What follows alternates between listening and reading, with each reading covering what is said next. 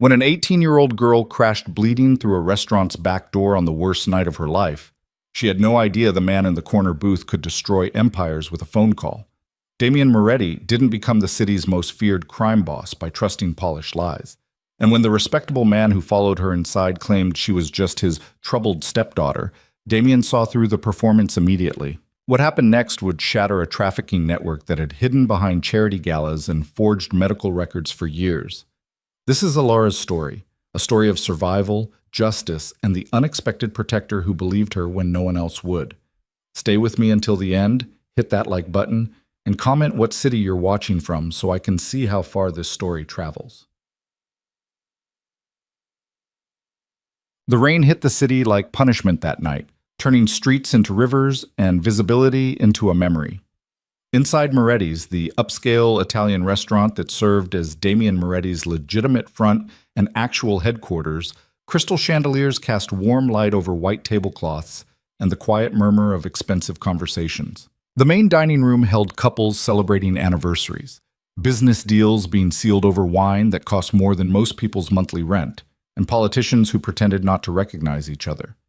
But in the back corner, in a booth specifically designed to see everything while being seen by no one, Damien Moretti sat alone.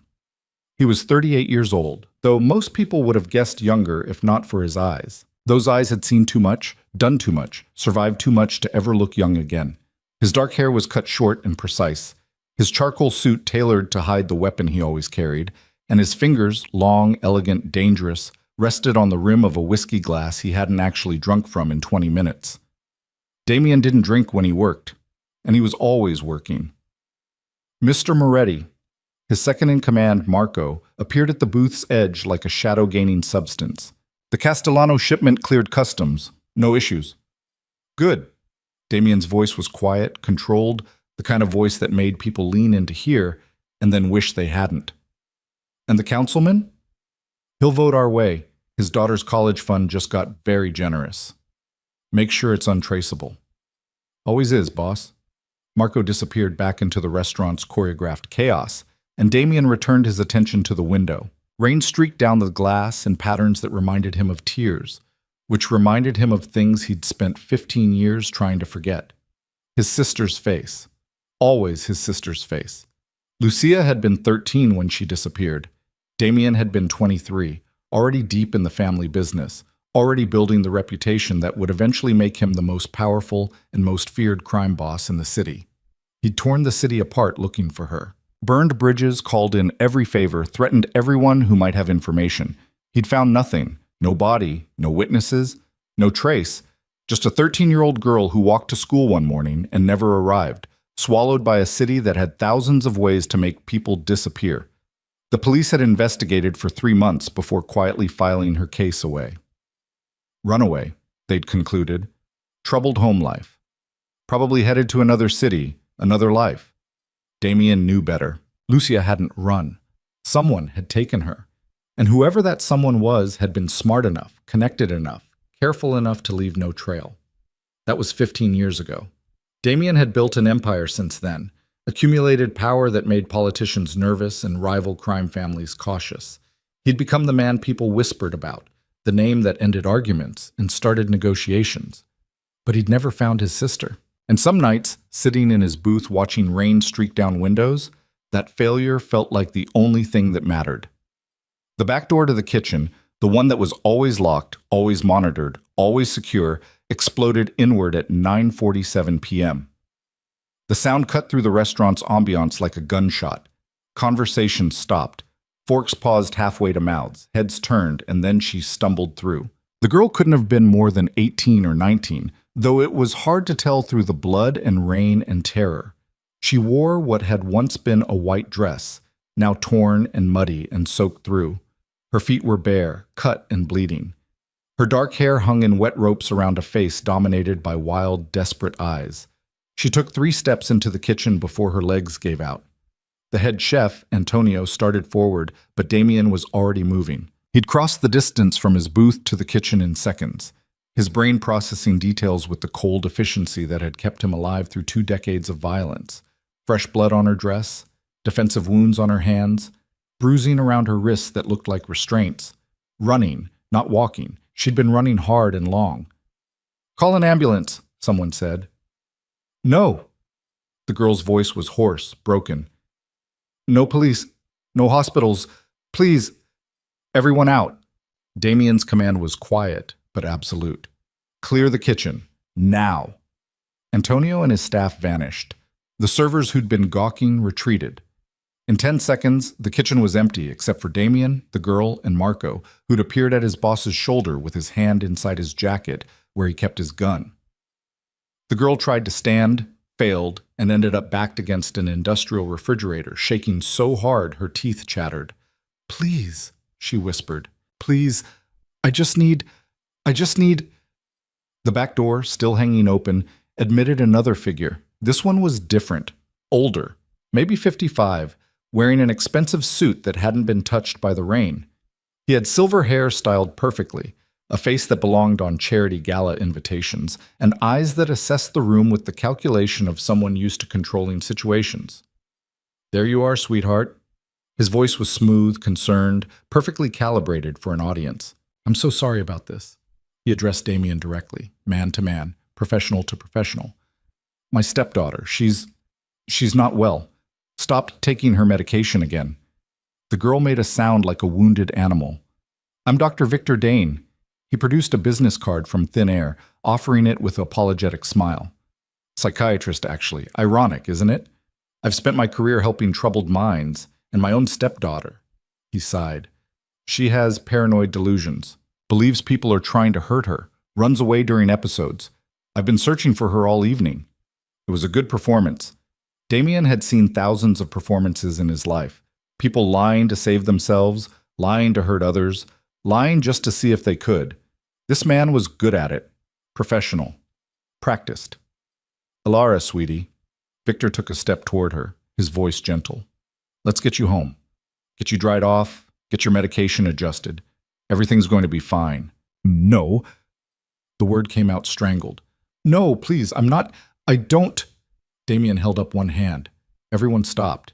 He studied the girl, Alara, apparently, with the same attention he gave to contracts worth millions and threats worth dying over. She was pressed against the refrigerator like it was the only thing holding her up, her whole body shaking, her breathing too fast. Her eyes darted between Damien and Victor, calculating escape routes, measuring distances, preparing to run or fight or die. But she wasn't looking at Damien with fear. She was looking at Victor that way. Damien had spent 2 decades reading people. It was how he'd survived, how he'd built his empire, how he'd turned the Moretti family from a mid-level operation into the city's dominant power. He could read lies in the tension of shoulders, violence in the set of a jaw, betrayal in the shift of eyes. And what he read in this girl wasn't delusion. It was terror. He crossed the kitchen slowly, deliberately, and knelt in front of Alara. At his eye level, he was less threatening, less towering, just a man in an expensive suit getting his knees wet on a kitchen floor. "Alara." He kept his voice quiet. "I'm going to ask you one question, just one, and I need you to answer me honestly." She stared at him, her breath coming in short gasps. "Do you know him?" The question hung in the air. Behind Damien, he heard Victor draw breath to speak, but a look from Marco shut that down fast. Alara's eyes filled with tears. Her mouth opened, closed, opened again. "Yes," she whispered. He's the one who..." Her voice broke. "He's been selling me." The kitchen went absolutely silent. Victor's mask didn't crack. That was the first tell. A real stepfather, falsely accused of something so horrible, would have exploded in outrage, would have demanded proof, called for police, threatened lawsuits. Victor just smiled sadly. "You see," he said to Damien, as if they were allies in a difficult situation. "This is the delusion. She's been saying things like this for months, paranoid fantasies about trafficking, about being held prisoner. Her therapist says it's likely related to early childhood trauma. Her mother married me when Alara was 16, and she never quite adjusted to Marco." Damien stood. "Lock the front door. No one leaves. No one enters." "Boss, do it." Marco disappeared. Victor's smile finally flickered. "Now, Mr. Moretti, I understand this is your establishment, but I don't think you have the legal authority to sit down. Damien gestured to a stool. It wasn't a suggestion. I really must insist. You can sit or you can be sat. Choose. Something in Damien's voice, something cold and old and absolutely certain, made Victor's calculation shift. He sat. Damien turned back to Alara. She was still shaking, still pressed against the refrigerator, but something in her eyes had changed. Hope, maybe. Or just the desperate dying gasp of it. How long? Damien asked. 2 years. Her voice was barely audible. Since I turned 16. My mother died 8 months after she married him. Car accident. After that, he said I needed help. That I was having a breakdown from grief. He put me in a treatment facility. Name? Clearwater Hills. But it's not. It wasn't a real hospital. The doctors weren't real. The other patients were all... She choked on the word. We were all being sold. Victor laughed. It was a good laugh, full of sorrow and frustration and fatherly concern. You see how detailed the delusion is? She's constructed an entire narrative. Clearwater Hills is a perfectly legitimate psychiatric facility. I have her treatment records, her medication logs, everything. This is heartbreaking, truly, but where are these records? Damien asked. In my car. I can show you everything. Her diagnosis, her history of... Marco, Damien called. When his second appeared, he said, Bring me Dr. Dane's car keys. Get his phone, too. You can't just... I can. Damien's voice was flat. And I am. While Marco patted down Victor, efficiently, professionally, finding a phone and a luxury car key fob, Damien turned his attention back to Alara. You ran, he said. Why tonight? She wrapped her arms around herself. There's a man, a buyer, from overseas. Victor has been preparing me for 3 weeks. Special meals, new clothes, language lessons. Tonight was supposed to be... Her voice cracked. Tonight was supposed to be when he took me. Where were you?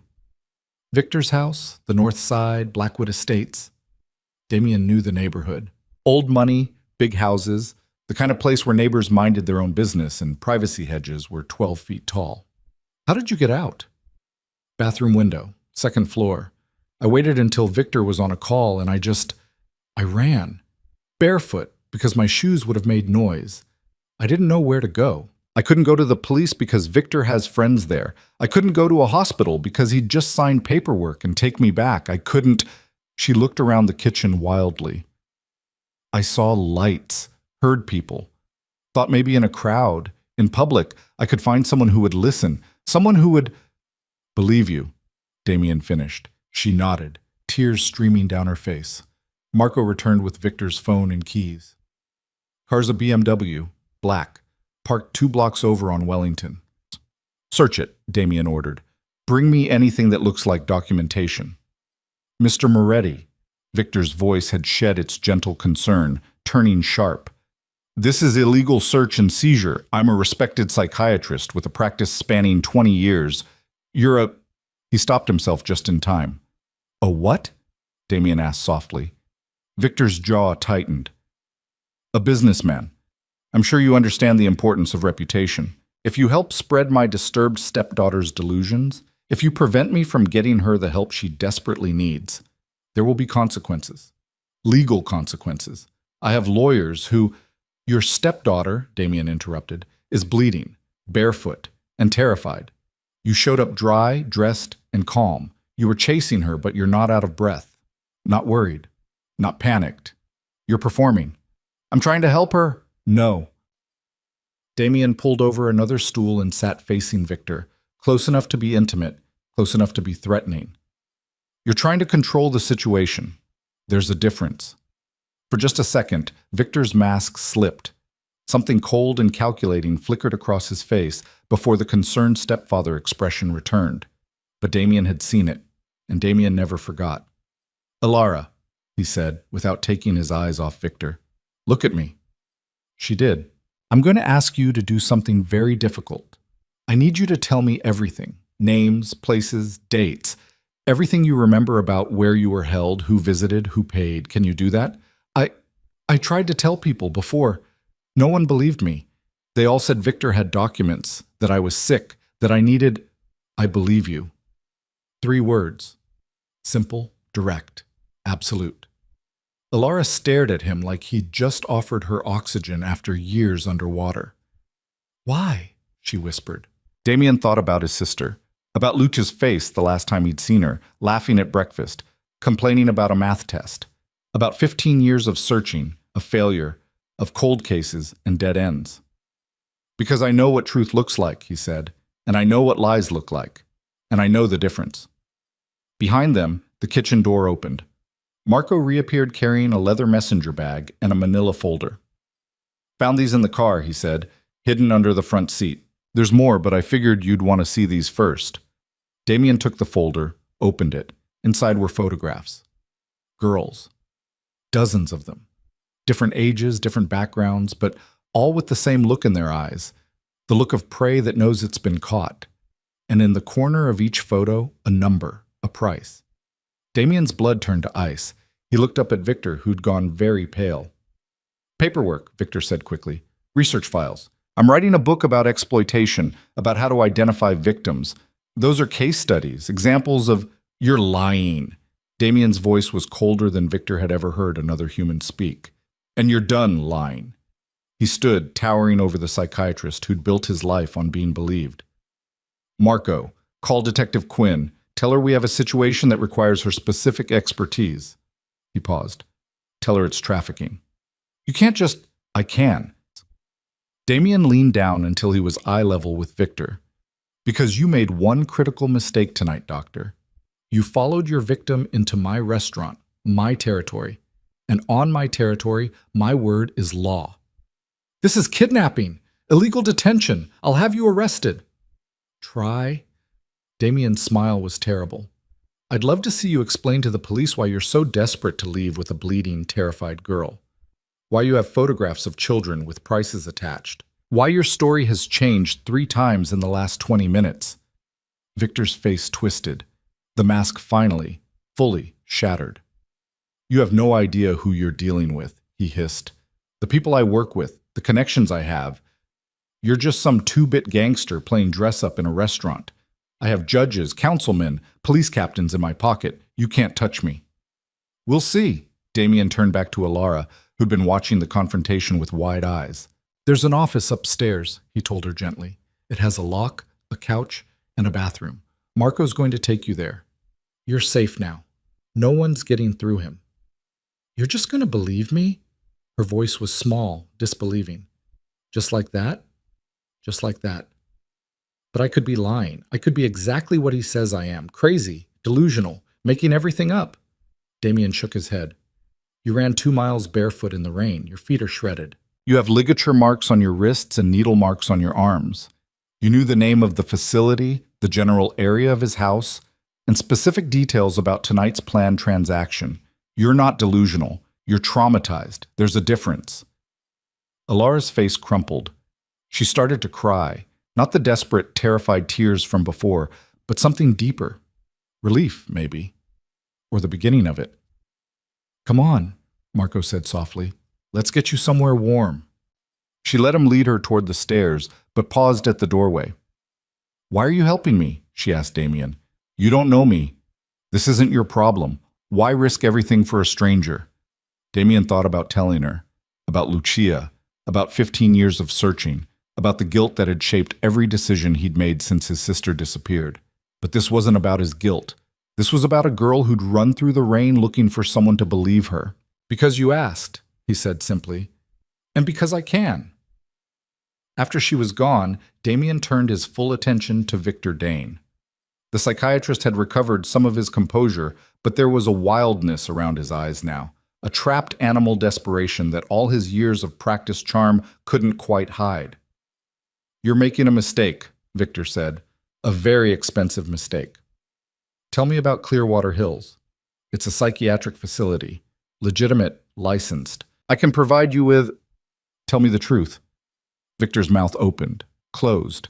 He was calculating, Damien realized, running through options, weighing risks, trying to find an angle. There's no angle, Damien said, reading his thoughts. There's no deal. There's just the truth right now. Or what comes after. And what comes after? Damien smiled. It was the smile that made grown men weep. You really don't want to find out. They stared at each other. Outside, rain hammered against windows. Somewhere in the restaurant, a phone was ringing. Damien could hear his staff moving through the dining room, could hear the quiet conversations of people who knew something was happening but didn't know what. I want a lawyer, Victor finally said. You'll get one, after you talk to Detective Quinn. I'm invoking my right to... You're not under arrest yet. This is just a conversation. A conversation I'm not legally required to participate in. True? Damien leaned against the counter, casual. But while we're having this conversation, you're not making phone calls, not warning anyone, not destroying evidence. Every minute you spend here is a minute your network doesn't know it's been compromised. Understanding dawned in Victor's eyes. You're stalling. I'm giving a detective I trust time to get here, time to see the evidence, time to hear Alara's story before you can lawyer up and start spinning narratives. Damien checked his watch. Detective Quinn is thorough, patient, and she has a particular hatred for men who hurt children. You'll like her. This is illegal detention. So sue me. Victor's hands clenched into fists. You think you're saving her? You think one scared girl's story is going to bring down an operation that's been running for a decade? I have protections you can't imagine, resources, friends in places that matter. Had, Damien corrected, past tense. You had those things. Then you followed a girl into my restaurant, and now everything's changed. Nothing's changed. She has no proof, no witnesses, no evidence except her own crazy story. It's my word against hers, and I'm a respected psychiatrist with 20 years of... The photographs, Damien interrupted, tapping the folder. The ones with prices. Research. The needle marks on her arms. Psychiatric medication. The ligature marks on her wrists. Restraints. Standard procedure for patients who self-harm. The fact that you're not acting like a father. You're acting like a businessman who just lost inventory. That one landed. Victor's mask flickered again, and for just a second Damien saw the real man underneath, cold, calculating, absolutely devoid of remorse. Even if everything she says is true, Victor said quietly, even if you could prove it all, I still win. Because the people I work with don't go down alone. We built this network with very specific protections, very specific insurance policies. You take me down, you take down judges, prosecutors, police captains, people who've been taking money, taking favors, taking girls for years. They'll protect me because protecting me protects themselves. Maybe, Damien acknowledged, or maybe they'll throw you to the wolves to save themselves. Either way, your little rescue mission fails. Either I walk because I'm protected, or I trade information for immunity. Your girl doesn't get justice. She gets to watch me walk away, and she gets to spend the rest of her life knowing the system failed her. Again. Damien studied him. You've thought about this, planned for it. I'm a careful man. Careful men don't chase victims into public restaurants. For the first time, Victor looked uncertain. She was supposed to be sedated. The buyer was coming at midnight. Everything was arranged, but somehow she... He stopped, realizing he was confirming Alara's story. Somehow she escaped, Damien finished, because even careful plans fail when the prey is desperate enough. The kitchen door opened. A woman in her mid-40s walked in, wearing a rain-soaked coat over Detective's casual clothes. Her dark hair was pulled back, her face was tired, and her eyes were the sharp, intelligent eyes of someone who'd seen too much and refused to look away. Detective Mara Quinn. Moretti. She nodded to Damien. Your man said trafficking. Look at the folder. She did. Her face went from professional calm to cold fury in the space of 3 photographs. Where did these come from? Dr. Victor Dane's car. Damien gestured to Victor, who'd gone very still. Hidden under the front seat. Along with other documentation I think you'll find interesting. Those are research materials, Victor started. Shut up. Quinn's voice was flat. You can talk to me at the station with your lawyer after I read you your rights. She looked at Damien. The victim? Upstairs. Safe. Willing to talk. How old? 18. How long? 2 years. Quinn's jaw tightened. She pulled out her phone, made a call. This is Detective Quinn. I need CSI at Moretti's restaurant. I need backup. And I need a female officer trained in trafficking victim interviews. Also get me a warrant for... She looked at Victor. What's your address? I want my lawyer. You'll get one. Address. Now. Or I add obstruction to your growing list of problems. Victor recited an address in Blackwood Estates. Quinn relayed it to whoever was on the phone, then hung up. Mr. Moretti, I'm going to need statements from you and your staff. I'm also going to need that folder and anything else you took from his car. It's all here. Good. She looked at Victor. Stand up. Hands behind your back. This is harassment. Illegal search and seizure. Your lawyers will meet you at the station. Quinn produced handcuffs. Dr. Victor Dane, you're being detained for questioning regarding suspected human trafficking. You have the right to remain silent. As she read him his rights, Damien watched Victor's face cycle through emotions. Rage, fear, calculation, and finally, something like resignation. This isn't over, Victor said quietly, looking directly at Damien. You have no idea what you've started. Neither do you. Quinn led Victor out through the kitchen, through the restaurant where every diner was watching now, through the front door where 2 patrol cars had just arrived, lights flashing. Damien stood in the kitchen doorway, watching rain fall on a man who'd hidden behind respectability and charm and carefully constructed lies. Marco appeared at his shoulder. Boss, what do you want me to do with the restaurant? Close it. Send everyone home. This is a crime scene now. And the girl? Keep her safe. Keep her hidden. Quinn will want to interview her, but until then, no one gets near her. No one. Understood. Damien climbed the stairs to his office. Through the locked door, he could hear quiet sounds, water running, someone moving around. He knocked. Silence. Ilara? It's Damien. The detective is here. Victor's been arrested. You're safe. More silence. Then, can I come out?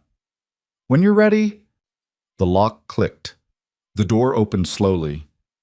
Ilara had washed her face, though her eyes were still red. Someone, probably Marco, had given her a sweater that was too large and a blanket that she'd wrapped around her shoulders. She looked young and scared and fragile. She also looked alive. What happens now? She asked. Now you tell Detective Quinn everything you remember, everything you can. Names, places, dates. It's going to be hard. It's going to hurt. But it's the only way to stop this. Will they believe me? Quinn will, and her belief is the one that matters. Ilara stepped into the hallway, looking around at the office, the stairs, the restaurant below. I've passed this place 100 times. Never came in. It always seemed too expensive, too fancy, too much for someone like me. And now? Now it's the place that saved my life. She looked at him. Why did you believe me? Really? You're a crime boss. Everyone knows who you are, what you do. You could have just let Victor take me. Could have avoided all this trouble. Why didn't you? Damien thought about how to answer. About Lucia. About guilt. About the ghosts that haunted expensive suits and quiet booths. I had a sister, he said finally. A long time ago. She disappeared. I never found her. He met Ilara's eyes. I couldn't save her. But I could save you. Understanding passed between them. Not forgiveness. Damien wasn't looking for that. Not redemption. He knew better. Just recognition. One broken person seeing another and choosing, for once, to help instead of hurt. Thank you, Ilara whispered. Don't thank me yet. The hard part's just beginning. Downstairs, Detective Quinn was interviewing staff, photographing evidence, building the case that would either bring down a trafficking network or fall apart in the face of expensive lawyers and corrupted systems. Outside, rain continued to fall on a city that held too many secrets and swallowed too many victims. But tonight, in a restaurant that smelled like Italian food and justice, one girl had run through the rain and found someone who believed her. And sometimes, Damien thought, as he watched Ilara walk downstairs to meet her future, sometimes that was enough to start changing everything. The story wasn't over. It was barely beginning. But for the first time in 15 years, Damien Moretti felt something unfamiliar stirring in his chest. Hope. Detective Quinn's interview room at the precinct was deliberately unwelcoming. Harsh fluorescent lights, gray walls, a metal table bolted to the floor. But when Ilara walked in 3 hours after Victor's arrest, Quinn had already transformed it. A space heater hummed in the corner. Someone had brought in a comfortable chair from another office. There was hot tea, not the burnt coffee usually offered to witnesses. Quinn stood when Alara entered, offering a hand. "I'm Detective Mara Quinn. You can call me Mara if that's easier. This is Officer Jennifer Park. She specializes in trafficking cases." Officer Park was younger, maybe 30, with kind eyes and a gentle smile. She gestured to the comfortable chair. "Please, sit. Take your time. We're not here to rush you." Alara sat slowly, the oversized sweater Marco had given her still wrapped around her like armor. Her feet, now bandaged by the paramedic Quinn had called to the restaurant, were propped on a small stool. She looked exhausted and terrified and desperately, achingly young. "I've told this story before," she said quietly. "To social workers, to doctors, to police officers. No one ever believed me." "I believe you," Quinn said, "and I'm going to prove it." "How can you be sure? Victor has documents, medical records, psychiatrist evaluations saying I'm delusional." "Because documents can be forged, but trauma doesn't lie." Quinn pulled out the folder Damien had given her, opening it carefully. "These photographs were in Victor Dane's car, hidden. Can you tell me about them?" Alara looked at the images and her face went pale. "That's the intake room at Clearwater Hills. That's where they photographed us, for the website." "What website?" "The one buyers used. It was on the dark web, I think. Victor never let us see it, but I heard guards talking. They said we were cataloged like inventory." Her voice shook. "Different categories, different prices depending on age, appearance, languages spoken." Officer Park was taking notes, her pen moving steadily across paper. Quinn kept her eyes on Alara's face. "How many girls were there when you arrived?" 12. "In my section.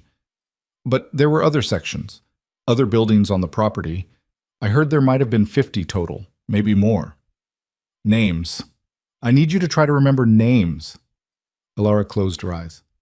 "Sophia. She was 15, from Chicago. Her parents had died and she was in foster care when Victor's people found her. They told her she was going to a boarding school." A tear slid down her cheek. "Maya, 16, runaway from Seattle. They picked her up at a bus station." Another pause. "Caroline, 14. I don't know where she came from. She didn't talk much, just cried at night." "Are any of them still there?" "I don't know. Girls disappeared sometimes. Victor would say they'd been transferred to another facility for specialized treatment, but we all knew what that meant." Quinn's jaw tightened. "What did it mean?" "They'd been sold." The room went quiet except for the scratch of Officer Park's pen and the hum of the space heater. "Tell me about your first day there," Quinn said gently. Alara wrapped her arms around herself. "My mother had been dead for 3 weeks. I was grieving, barely functioning. Victor said I needed help, professional help. He drove me there himself, talking the whole way about how this facility specialized in grief counseling, how they'd helped so many young people recover from loss." "What happened when you arrived?" "The building looked legitimate. Nice landscaping, professional signs, staff in medical uniforms. Victor walked me to the intake area, signed paperwork, kissed my forehead, told me he'd visit every week." She laughed bitterly. "He visited twice in 2 years, both times with potential buyers." "Did anyone explain why you were really there?" "Not at first. They put me in a room with 2 other girls, gave me medication that made me foggy and compliant, told me I was there for my own good. It wasn't until the first auction that I understood." Quinn leaned forward. "Auction?" "That's what they called it. Every few months buyers would come. Wealthy men from overseas mostly. Middle East, Eastern Europe, Asia. They'd walk through the facility like we were livestock, asking questions, touching." Her voice dropped to a whisper. "Choosing." "How many auctions did you attend?" 4, but I was never chosen." She looked down at her hands. "Victor said I was too defiant, too much trouble, the kind of girl who would run, so he was training me, breaking me, making me compliant enough to sell." "How?" Alara's silence stretched. When she finally spoke, her voice was hollow. "Isolation, drugs, punishment for resistance.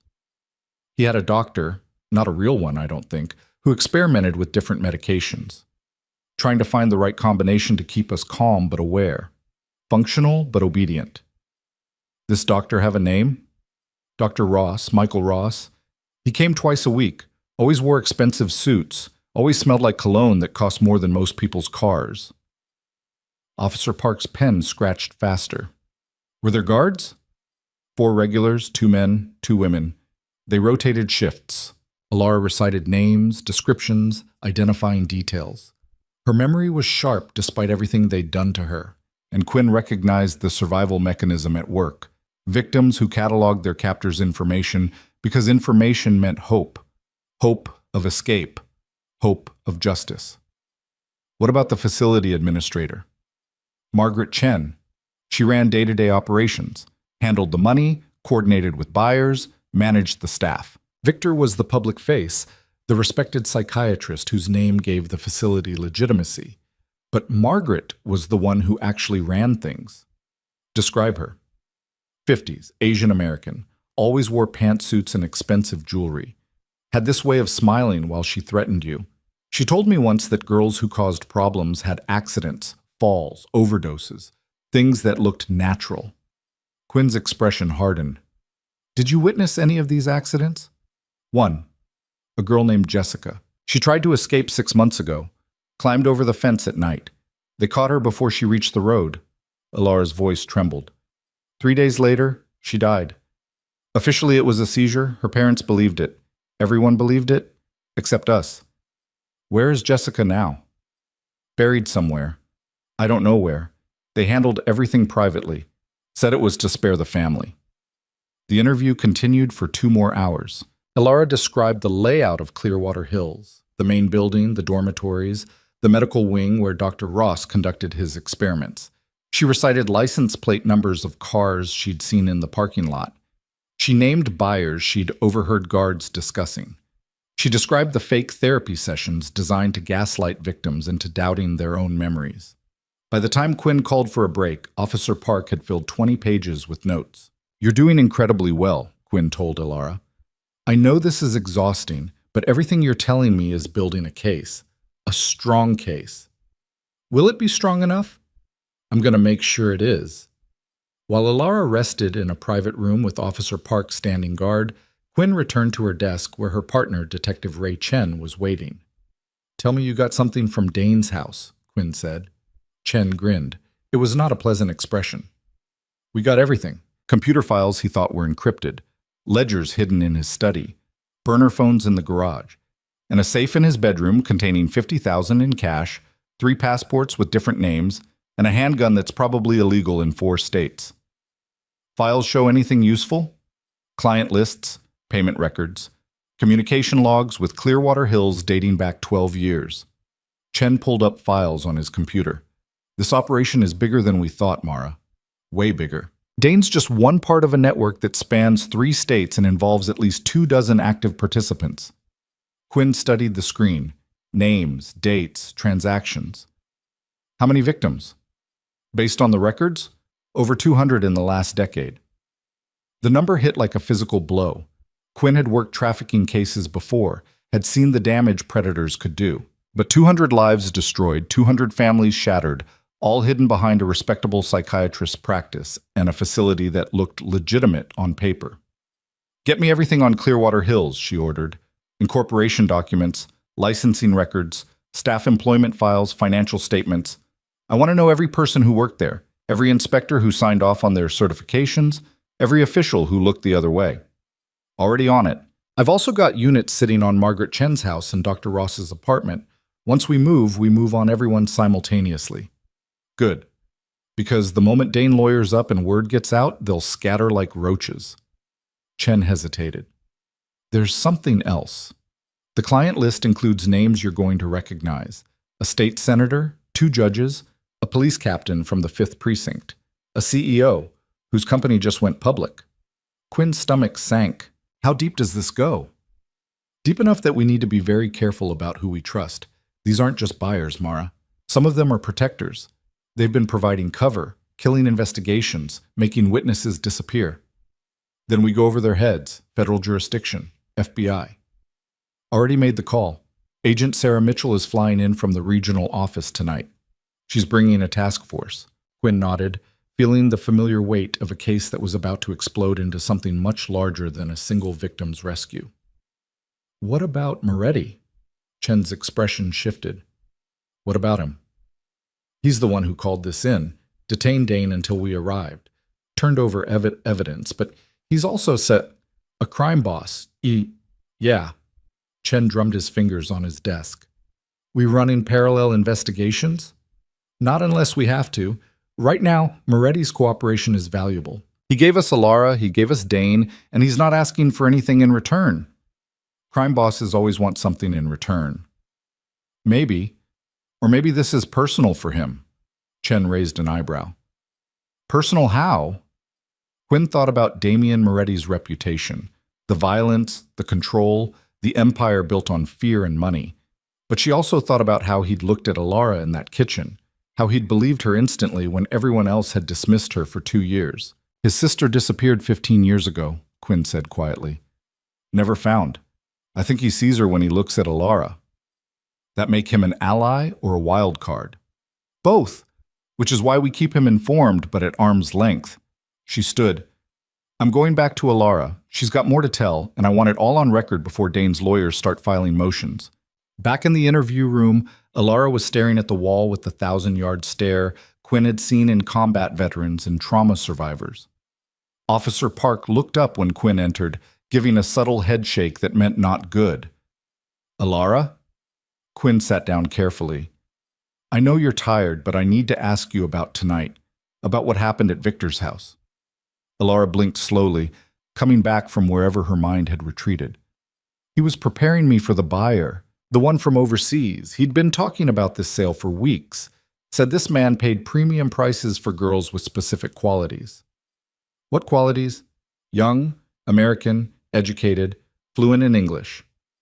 Her voice was mechanical, reciting facts without emotion. Victor had been giving me language lessons, teaching me how to serve tea, how to walk, how to smile. He said this buyer appreciated traditional femininity combined with Western sophistication. Quinn's hands clenched under the table. When was the transaction supposed to happen? Tonight, midnight, at Victor's house. Alara looked directly at Quinn. I was supposed to be drugged, compliant, ready for transport. But I pretended to take the medication, held it under my tongue until Victor left the room, then spit it out. Smart. Desperate, Alara corrected. I knew this was my last chance. Once I left the country, I'd never be found, never be freed. So when Victor was on a phone call in his study, I locked the bathroom door, climbed out the window, and ran. How did you know where to go? I didn't. I just ran toward lights, toward people. I thought if I could get somewhere public, somewhere with witnesses, maybe someone would help. She laughed bitterly. I've tried running before, 3 times. Each time, people called the police. Each time, Victor showed up with his doctor credentials and his Concerned Father Act, and they handed me back to him. What made tonight different? Damian Moretti. Alara said the name with something like reverence. He didn't care about credentials or documents or respectable appearances. He just looked at me and knew. Quinn thought about the crime boss who derailed a trafficking operation because one scared girl had stumbled into his restaurant, about how justice sometimes came from unexpected places. Tell me about the buyer, she said, the one who was supposed to take you tonight. I never saw him, but I heard Victor on the phone. He spoke in English but with an accent. Middle Eastern, I think. He kept saying the money was ready, that transport was arranged, that everything was confirmed. Did Victor mention a name? Alara closed her eyes, concentrating. Omar or Amir, something like that. And he mentioned a city, Dubai. Officer Park made a note. Quinn filed the information away for the federal agents who'd be taking point on international trafficking. What happened after you ran? I just kept going. My feet were bleeding, but I couldn't stop. I could hear Victor behind me at first calling my name, trying to sound concerned in case anyone heard. But I was faster. Scared gives you speed. She smiled slightly. I lost him near the commercial district, ducked through an alley, came out near the restaurant, saw the lights, heard people talking. The back door was ajar. Someone from the kitchen was taking out trash. I crashed through. Didn't think, didn't plan. Just knew I needed witnesses. needed help, and found Damian Moretti, and found someone who believed me. Alara looked at Quinn. What happens now? To Victor, to the facility, to all those girls? Now we build a case so airtight that no lawyer, no judge, no amount of money can make this go away. Quinn's voice was steel. Alara stared at her. You really think you can do that? Go after senators and judges and police captains? I have to. Quinn's voice softened. Because if I don't, what happened to you happens to the next girl, and the one after that. And it never stops. Tears streamed down Alara's face, not the desperate, terrified tears from the restaurant, something quieter. Relief mixed with grief mixed with the first fragile shoots of hope. Thank you, she whispered. Quinn reached across the table and squeezed her hand. Don't thank me yet, the hard part's just beginning.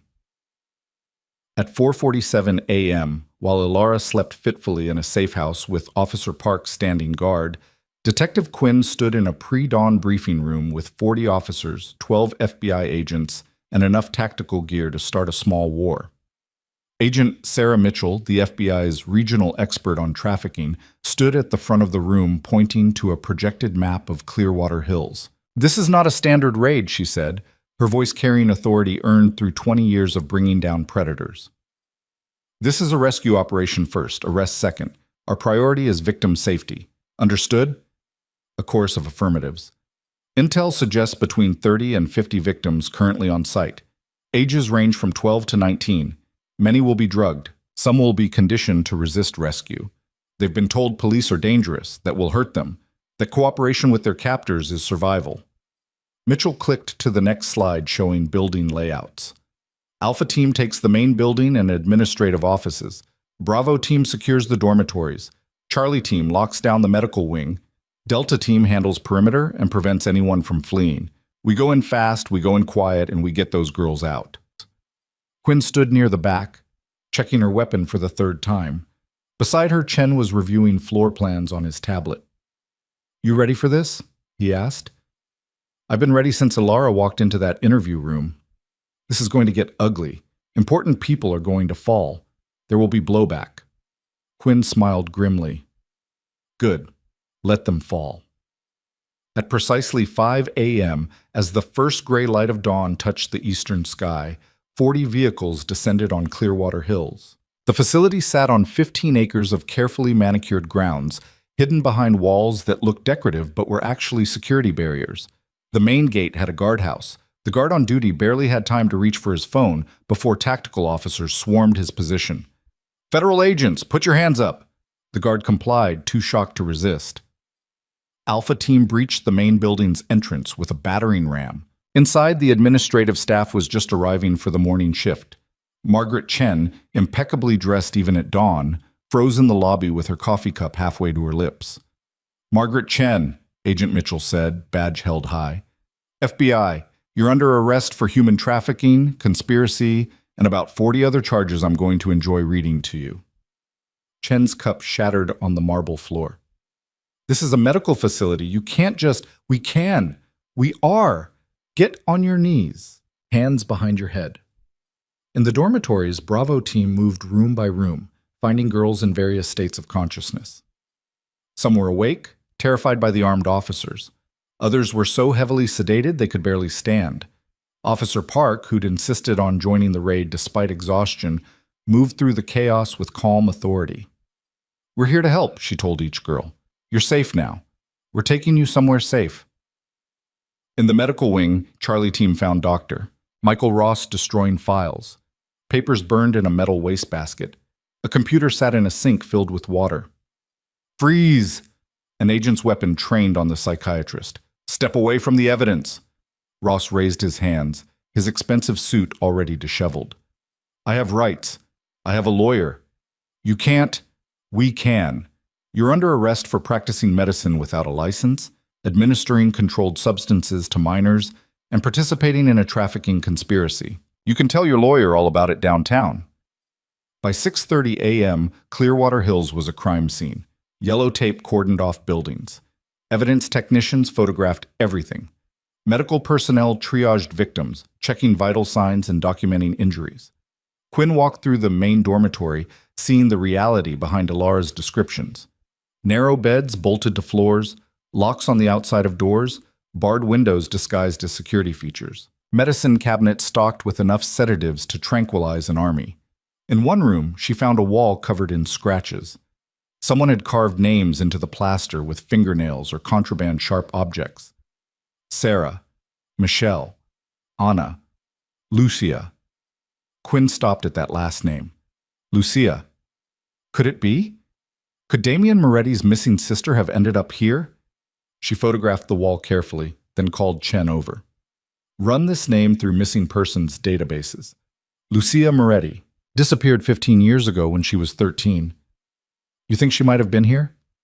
I think we need to check every angle. And if she was... Quinn trailed off, thinking about what that information would mean to the crime boss who'd started this whole investigation. By noon, the facility had been completely processed. 37 girls were transported to hospitals and temporary shelters. Margaret Chen, Dr. Ross, and 14 staff members were in custody. Computers and files were being analyzed by the FBI's forensic team. And in interview rooms across the city, powerful men were starting to realize their secrets were about to become public knowledge. At the precinct, Quinn sat down with Chen to review what they'd found.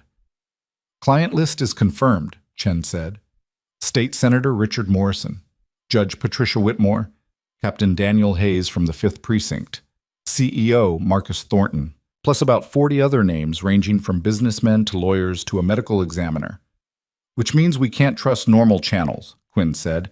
If we route this through standard procedures, evidence disappears and witnesses recant. Mitchell's already coordinating with the U.S. Attorney's Office. They're bringing in an outside prosecutor, someone with no local connections. This goes federal all the way. Quinn nodded, watching through the one-way glass as Margaret Chen sat in an interview room waiting for her lawyer. The woman who'd run Clearwater Hills looked smaller now, less polished. Reality was setting in. What about the international buyers? Quinn asked. Interpol's been notified. The buyer who was supposed to collect Alara tonight, we've identified him as Omar Al-Rahman, a businessman from Dubai with suspected trafficking connections. Dubai police are coordinating with their federal agencies. Will they actually prosecute? Chen shrugged. That's above our pay grade. But at least his name's on a list now. At least someone's watching. Quinn's phone buzzed. A text from Officer Park. Alara's awake, asking for you. She found Alara in the safe house living room, wrapped in blankets and staring at a television showing news coverage of the Clearwater Hills raid. The screen displayed aerial footage of the facility, police vehicles, agents escorting people in handcuffs. They're calling it the biggest trafficking bust in state history, Alara said quietly. All because I ran through the rain. All because you survived, Quinn corrected, and because you were brave enough to tell the truth. How many girls did they find? 37. All safe, all receiving medical care and counseling. Alara closed her eyes. Sophia Maya Caroline? Quinn checked her notes. Sophia Martinez, age 15, recovered, being reunited with family in Chicago. Maya Chen, 16, recovered, in protective custody until we locate relatives. Caroline, she paused. We found a Caroline Bradshaw, but she's 14. Is that her? Yes. Is she okay? Physically, yes. Emotionally, she'll need time. They all will. Alara nodded slowly. What happens to them now? What happens to me? You'll be assigned a victim advocate, someone to help you navigate the legal system, access counseling, figure out next steps. You're 18, so you have more autonomy than the younger girls, but you'll still have support. And Victor? Quinn's expression hardened. Victor Dane is facing 73 felony charges, including trafficking, conspiracy, kidnapping, and assault. He'll spend the rest of his life in prison. What about the others? The buyers? The important people? We're building cases against all of them. It'll take time, but we're not stopping until everyone involved faces justice. Alara looked at the television again, watching officers lead Margaret Chen out of Clearwater Hills in handcuffs. I keep waiting to wake up, to find out this is another dream, and I'm still in that room, still waiting to be sold. You're awake. This is real. You're free. Am I? Alara's voice was small.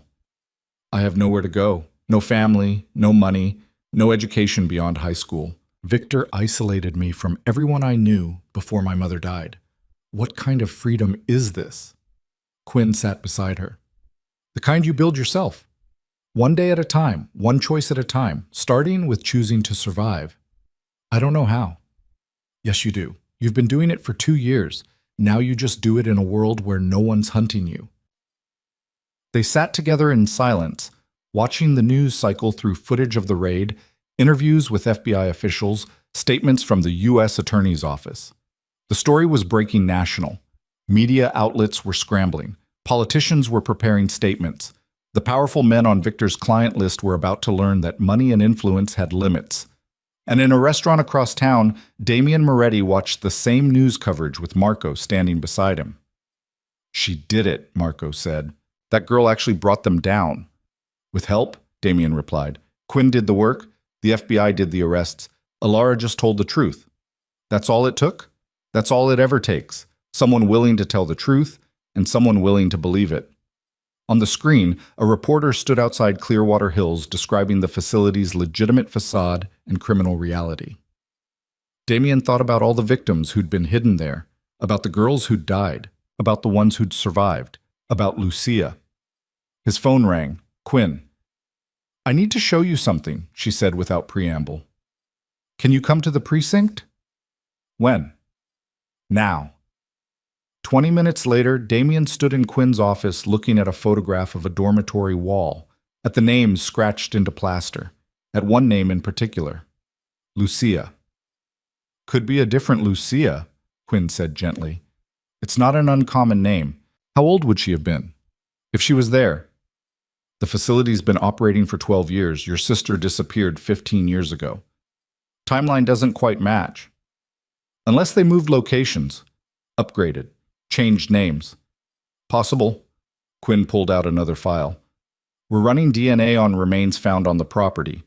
3 bodies buried in the woods behind the facility, all female, all young. If your sister's one of them, Damian's hands clenched. How long until you know? 2 weeks. Maybe less if we prioritize the samples. He stared at the photograph, at his sister's name carved into a wall by fingernails or desperate hope. After 15 years of searching, of dead ends and cold trails, this was the closest he'd come to an answer. If it's her, he said quietly, if she was there and I didn't find her, if she died while I was building my empire and playing power games. Then you did what you could with the information you had, Quinn interrupted, and you saved 37 girls who would have ended up just like her. That has to count for something. Does it? Yes. Quinn's voice was firm. Alara's alive because you believed her. Sophia's going home to her family because you called me. Maya and Caroline and 34 other girls are getting a second chance because you didn't look away. Your sister would be proud of that. Damian didn't respond.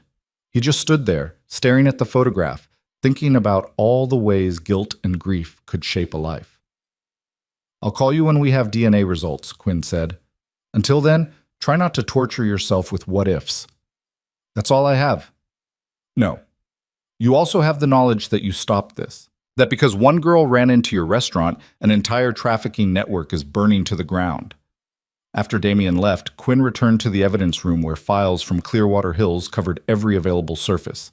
Lists of victims, buyers, transactions, a paper trail of horror meticulously documented by people who never thought they'd be caught. Chen appeared in the doorway. U.S. Attorney wants a meeting. They're ready to start issuing indictments. How many? 63, including Senator Morrison. Quinn smiled. It wasn't a pleasant expression. Good. Let's end some careers. As the sun set on a day that had started with a raid and would end with powerful people realizing their protection had failed, Alara sat in the safe house and wrote in a journal Officer Park had given her. She wrote about rain and running, about a restaurant and a man who'd believed her when no one else would, about 37 girls waking up in hospitals instead of cells, about the long, hard road ahead, and at the bottom of the page in handwriting that was still shaky but getting stronger, she wrote, Day 1 of freedom. Everything starts now. The indictments came down like hammers over the next 72 hours. State Senator Richard Morrison was arrested at his office in the Capitol building. led out in handcuffs past a gauntlet of cameras and reporters shouting questions he refused to answer. Judge Patricia Whitmore turned herself in with 3 lawyers flanking her, her face a mask of composure that cracked only when the charges were read aloud in open court. Captain Daniel Hayes barricaded himself in his home for 6 hours before SWAT talked him out, and CEO Marcus Thornton was apprehended at the airport trying to board a private jet to a country with no extradition treaty. The media feeding frenzy was relentless. Every news outlet ran continuous coverage. Social media exploded with outrage and demands for justice. Victims' rights groups held vigils. Politicians scrambled to distance themselves from anyone connected to the scandal. And through it all, Alara watched from the safe house, seeing her nightmare transformed into headlines that people would discuss over breakfast and forget by dinner. "You should turn it off," Officer Park suggested gently, finding Alara on the couch at 2 in the morning, still watching news coverage. "This isn't healthy." "I need to see it." Alara's voice was distant. "I need to know it's real, that they're actually being held accountable." "They are." The U.S. Attorney has filed charges against 63 people. The FBI is coordinating with international agencies to track down overseas buyers. This is happening. Victor's lawyers are saying he's innocent, that I'm mentally ill, that this is all a delusion. Park sat beside her. Victor's lawyers are doing their job, but the evidence isn't delusional. 37 victims aren't delusional. Financial records and client lists aren't delusional. They can spin whatever story they want. It won't change the truth. Alara hugged her knees to her chest. What if the jury believes them? What if they look at Victor in his expensive suit with his respectable career and his expert witnesses, and then they look at me, some broken teenager with no credibility, and decide he's telling the truth? Then we make sure they hear from all 37 victims. We make sure they see the evidence. We make sure the truth is so loud, so clear, so undeniable that no amount of expensive lawyers can drown it out. I'm scared. I know. Being scared means you understand what's at stake. But you're not alone in this.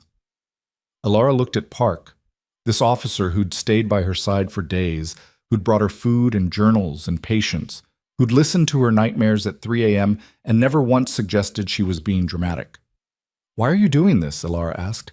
You could be home with your family. Instead, you're babysitting a trafficking victim who can't sleep and won't stop watching the news.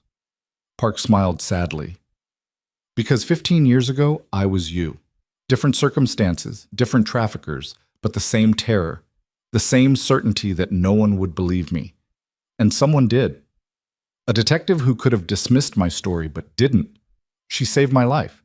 So now I do the same for others. Alara stared at her. You were trafficked? For 8 months when I was 17. Runaways are easy targets. No one's looking for you. No one reports you missing. I was picked up at a bus station, promised a job, and a place to stay. By the time I realized what was happening, I was 3 states away from anyone who knew my name. How did you escape? I didn't. A police raid shut down the operation. Pure luck. They were investigating something else and stumbled onto us. I was one of 6 girls they recovered that night. Park's eyes were distant, remembering. The detective who interviewed me saw through all my lies, all my fear, all the conditioning that told me police were the enemy. She got me into witness protection, into therapy, into a program that helped me finish school. She's the reason I became a cop. To save other people. To be the person I needed when I was 17 and terrified. Park turned to face Alara directly. You're going to get through this. It'll be hard. Some days you'll want to give up. But you'll survive because survival is what you do. It's who you are. Alara wiped tears from her face. I don't feel like a survivor. I feel like a victim. You're both. And eventually, if you choose, you'll be something else too. A voice, an advocate. Someone who helps the next girl who runs through the rain looking for someone to believe her. The words settled into Alara's chest like seeds waiting to grow. Across town, in the county jail where Victor Dane was being held without bail, the psychiatrist sat in an attorney meeting room with 3 lawyers who'd collectively billed more hours than most people worked in a year. The evidence is substantial, said the lead attorney, Marcus Webb, a man whose reputation for getting guilty people acquitted was legendary. They have financial records, victim testimony, physical evidence from the facility. This isn't a case we can simply dismiss. Then discredit the victims. Victor said calmly. They're traumatized, unreliable, easily manipulated. Half of them have mental health issues. Their testimony is worthless. All 37 of them? Webb raised an eyebrow. You think a jury will believe 37 different girls all fabricated the same story? I think a jury will believe that traumatized teenagers, isolated in a facility and subjected to leading questions by overzealous investigators, can be manipulated into believing anything. Victor leaned forward. We position this as a witch hunt, mass hysteria, false memory syndrome. There's precedent. There's also photographs with prices on them found in your car. Research materials for a book I was writing about trafficking. Ledgers documenting sales. Financial records from the facility, which I ran as a legitimate psychiatric hospital. Victim testimony describing specific abuses. Victor smiled. It was the same smile he'd used on Alara, on Sophia, on Maya and Caroline and dozens of other girls. The smile that said he was in control, that he was untouchable, that the rules didn't apply to him. Testimony from mentally ill patients who were receiving psychiatric treatment. Their perceptions are inherently unreliable. Webb studied his client with the cold assessment of a man who'd defended monsters before and would again. You understand that if we go to trial with this strategy, you'll be painting yourself as a dedicated doctor who is helping troubled girls, while the prosecution paints you as a predator who destroyed lives for profit. It's a credibility battle, which I'll win, because I'm a respected psychiatrist with a 20-year career and they're damaged teenagers with questionable mental health. Victor's confidence was absolute. Trust me, I've been building my reputation specifically for moments like this. What about the other defendants? Morrison, Whitmore, Hayes? They're going to start making deals, trading testimony for reduced sentences. Let them. Their testimony will be self-serving and contradictory. It'll create reasonable doubt. And Margaret Chen, Dr. Ross? Victor's expression hardened. They know better than to talk. They understand what happens to people who cooperate with prosecutors. Webb's pen paused on his legal pad. Are you threatening witnesses? I'm stating facts. Margaret and Michael are intelligent people who understand loyalty. They won't betray the network. The network is already burned, Webb said bluntly. Clearwater Hills is shut down. Your clients are arrested. Your operation is finished. The question now is whether you spend 30 years in prison or life. The question is whether any of this evidence is admissible in court. Victor's voice turned cold, showing the predator beneath the respectable facade. I want you to file motions challenging every search, every seizure, every piece of evidence they collected. I want you to depose every victim and find contradictions in their stories. I want you to drag this investigation through so much legal mud that by the time we get to trial, the jury is exhausted and confused. That's the strategy? Exhaust and confuse? That's always the strategy. Justice isn't about truth. It's about which story the jury believes. And I've spent 20 years perfecting my story. Webb gathered his files. I'll do what I can. But Victor, the evidence against you is damning. If the prosecution offers a deal, no deals, we fight this all the way. After the lawyers left, Victor sat alone in the meeting room, his mind already working through contingencies. He'd built his operation with layers of protection specifically for scenarios like this. Offshore accounts the FBI hadn't found yet. Evidence caches hidden in locations only he knew. Insurance files containing information that could destroy careers and lives if released. He wasn't beaten. He was simply adapting to changed circumstances. While Victor planned his defense, Detective Quinn sat in a conference room with Agent Mitchell and the U.S. attorney assigned to the case, a sharp-eyed woman named Catherine Reeves, who'd built her career prosecuting white-collar criminals and corrupt officials. Dane's gonna fight, Reeves said, reviewing case files. No plea negotiations, no cooperation. He thinks he can win at trial. Can he? Quinn asked. Depends on the jury. Depends on how well his lawyers execute. Depends on whether our victims can withstand cross-examination without falling apart. Reeves looked up. How solid is Alara Vale? Solid. Scared, but solid. She's got details, dates, names. She's consistent. Dane's lawyers will attack her mental health. Claim she's delusional, suggestible, unreliable. Can she handle that? Quinn thought about Alara writing in her journal at 3 a.m., about the way she watched news coverage like she was witnessing her own funeral, about the fragility beneath her determination. She can handle it, with support. What about the other victims? Agent Mitchell pulled up files on her laptop. We've interviewed all 37 girls recovered from Clearwater Hills. 23 are willing to testify. The others are too traumatized or too young. We also have 6 victims from earlier operations who've come forward since the arrests. That gives us 29 potential witnesses, Reeves calculated, more than enough to establish a pattern. But we need to be strategic about who actually testifies. Too many witnesses and the jury gets overwhelmed. Too few and Dane's lawyers can claim they're outliers. I recommend we lead with Alara, Quinn said. She's the catalyst. Her escape triggered everything. She's articulate, detailed, and her story is compelling. Agreed. Who else? Sophia Martinez. 15, recovered from the facility, clear memory of intake procedures and daily operations. Maya Chen for medical testimony. She can describe Dr. Ross's experiments. And Caroline Bradshaw because she's the youngest and her story will gut the jury. Reeves made notes. What about the buyers? Can any victims identify them?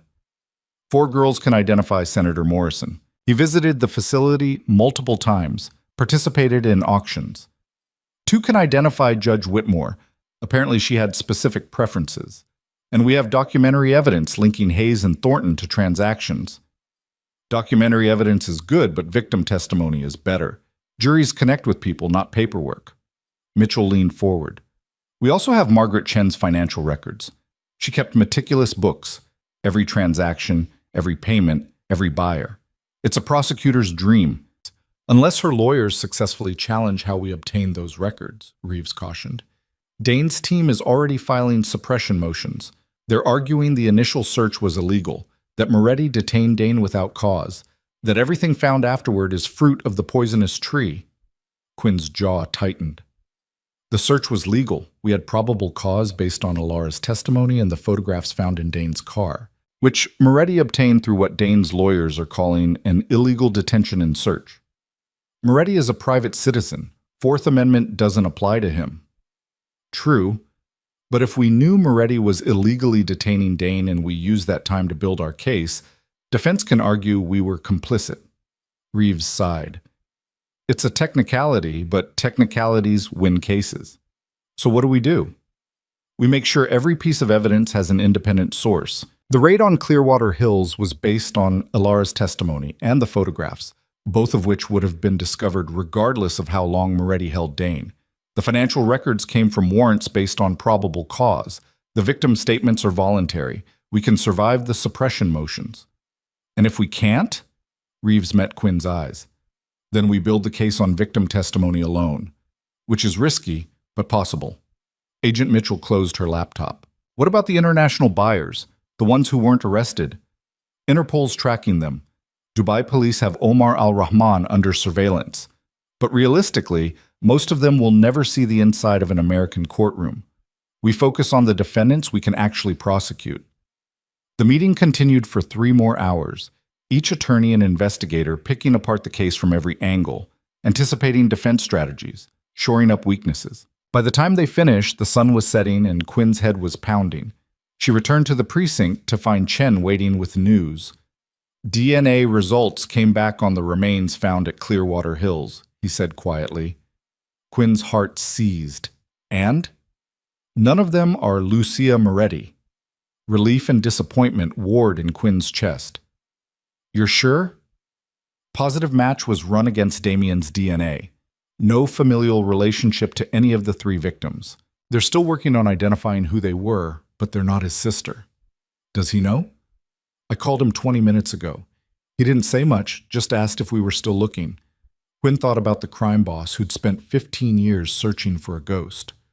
What did you tell him? That we'd keep her file active, that every Jane Doe we find gets checked against her profile, that we're not giving up. Good. Quinn grabbed her jacket. I need to talk to Alara, update her on the case strategy. She found Alara in the safe house backyard, sitting on a bench and staring at the sky. Officer Park stood discreetly nearby, giving her space but staying close. Heard you had a rough night, Quinn said, sitting beside her. Every night is rough. Alara didn't look away from the stars. I keep dreaming I'm back there, in that room, waiting to be sold. Then I wake up, and for a few seconds I can't remember if I escaped or if that's the dream. The escape was real. This is real. You're safe. Am I? Victor's lawyers are already attacking me in the media, calling me mentally unstable, saying I made everything up. How is that safe? Quinn chose her words carefully. Victor's going to fight dirty. His lawyers will say terrible things about you, about the other victims, about anyone who threatens his freedom. It's going to hurt, but it's also desperation. They know the evidence is damning, so they're trying to win in the court of public opinion before the trial even starts. Is it working? Some people will believe them. Some people always believe the powerful over the powerless, but the jury won't be selected from Twitter. They'll be shown evidence, hear testimony, and make their decision based on facts. Alara finally looked at her. The U.S. attorney wants me to testify. She does. You're our strongest witness, but it's your choice. No one will force you. What happens if I say no? We use other witnesses, build the case around other victims. You get to heal in private instead of on a witness stand. And Victor? We still prosecute him with everything we have, but without your testimony, the case is weaker. His lawyers will argue that the girl who started this whole investigation is too scared to face him. They'll use your absence to create doubt. Alara wrapped her arms around herself. So if I don't testify, I'm letting him win. And if I do testify, I have to sit in a courtroom and relive everything while his lawyers call me a liar. Yes. Quinn didn't soften it. Both choices are hard. Both choices have consequences. But one choice means hiding from the truth, and the other means standing in it. I don't know if I'm strong enough. You ran 2 miles barefoot in the rain rather than be sold. You're strong enough. They sat in silence, watching stars appear one by one in the darkening sky. Somewhere in the city, Victor Dane was plotting his defense. Somewhere else, 36 other victims were making the same choice Alara faced: testify and be torn apart on cross-examination, or stay silent and watch their abuser walk free. If I do this, Alara said slowly, if I testify, I need to know it matters, that it's not just theater, that there's actually a chance of justice. But I can't promise you justice, Quinn said honestly. I can promise you that we'll fight for it, that we'll put every resource, every hour, every ounce of determination into making sure Victor Dane faces consequences for what he did. But juries are unpredictable. Trials go wrong. Sometimes monsters go free despite our best efforts. Then why do it? Why put victims through hell if there's no guarantee? Because sometimes monsters don't go free. Sometimes truth wins. Sometimes 12 strangers look at the evidence and choose to believe a scared teenager over a respected psychiatrist. And when that happens, when justice actually works the way it's supposed to, it changes everything. Alara stood, pacing the small yard. I keep thinking about the other girls. Sophia going home to her family, Maya getting a second chance, Caroline finally being safe. If I don't testify, if I let fear win, what does that say to them? It says you're human. No one would blame you for protecting yourself. I would blame me. Alara stopped pacing, decision crystallizing in her eyes. I'll do it. I'll testify. Not because I'm brave or strong or any of those things people keep saying, but because I survived. And survival means something. It has to mean something. Quinn stood and pulled a business card from her pocket. This is Dr. Lisa Chen. She's a trauma specialist who works with trafficking victims. She'll help prepare you for testimony, teach you coping strategies for the courtroom, work with you on managing anxiety during cross-examination. More therapy? Different therapy. This is practical. Dr. Chen doesn't want to talk about your childhood or your feelings. She wants to make sure you can sit on that witness stand without falling apart. Alara took the card. When does trial start? Jury selection begins in 6 weeks. Testimony probably starts 2 weeks after that. Between now and then, you'll meet with Dr. Chen, with the prosecutors, with investigators, as they refine the case. It's going to be intense. More intense than the last 2 years? Different intense. But yes, probably just as hard. Alara nodded slowly, accepting the weight of what she'd agreed to. Can I ask you something? Anything. Do you think Damian Moretti's sister was at Clearwater Hills That name on the wall, do you think it was her? Quinn had wondered when this question would come. DNA says no. The remains we found weren't her. But the name could be a different Lucia, could be someone using a fake name, could be anything. Quinn paused. But we're still looking. Every victim we identify, every record we process, we're checking against her description. If she was in the system, we'll find her. And if she wasn't, if she's just gone, then she's one more ghost haunting this case, one more reason to make sure no other sisters disappear. Alara looked back at the stars. He saved my life, you know. Moretti. Everyone says he's dangerous, that he's a criminal, that I should be afraid of him, but he's the only person who believed me immediately, who didn't need proof or documentation or expert testimony. He just looked at me and knew. Sometimes the people we're told to fear are the ones who save us, Quinn said quietly. And sometimes the respectable people destroy us. The world's more complicated than we want it to be. Has he asked about me? Moretti? Twice. Wanted to know if you were safe, if you had everything you needed. I told him you were protected. Can I see him? Thank him? Quinn hesitated. That's complicated. He's a witness in this case. Any contact between you two could be construed as witness tampering or coordination. Dane's lawyers would use it to suggest your testimony was coached. So the man who saved my life is now someone I can't even talk to. Until after the trial. After you testify and the case is concluded. Then you can thank him all you want. Alara laughed bitterly. The justice system is so worried about protecting the accused that it punishes the victims. I can't talk to the person who helped me, but Victor gets 3 expensive lawyers and media interviews where he calls me crazy. I know. It's not fair, but it's the system we have. We work within it because it's the only path to holding him accountable. Inside the safe house, Officer Park's phone rang. She answered, listened, then called out, Quinn, you need to see this. They went inside to find Park holding her phone, news coverage playing on the screen. A reporter stood outside the courthouse where preliminary hearings were being held. In a shocking development, the reporter said, attorneys for Margaret Chen, former administrator of Clearwater Hills facility, have announced that their client is seeking a plea agreement with prosecutors. Sources say Chen is prepared to testify against Dr. Victor Dane and provide detailed information about the trafficking operation in exchange for reduced charges. This represents the first major break in what prosecutors are calling the largest trafficking case in state history. Quinn felt a slow smile spread across her face. Victor said Chen would never talk. Looks like he was wrong. What does this mean? Alara asked. It means we just got an insider witness, someone who can testify to the operational details, the financial arrangements, the buyer lists, someone who knows where all the bodies are buried. Quinn pulled out her phone, already dialing the U.S. Attorney's office. This changes everything. While Quinn coordinated with prosecutors about Margaret Chen's potential cooperation, across town in his restaurant office, Damian Moretti read the same news with very different thoughts. Marco stood by the window, watching the street below. Chen's talking. That's going to create problems for a lot of powerful people. Good. Let them suffer. Some of those powerful people might decide to solve their problems permanently. Chen in custody is protected, but witnesses have accidents. Suicides.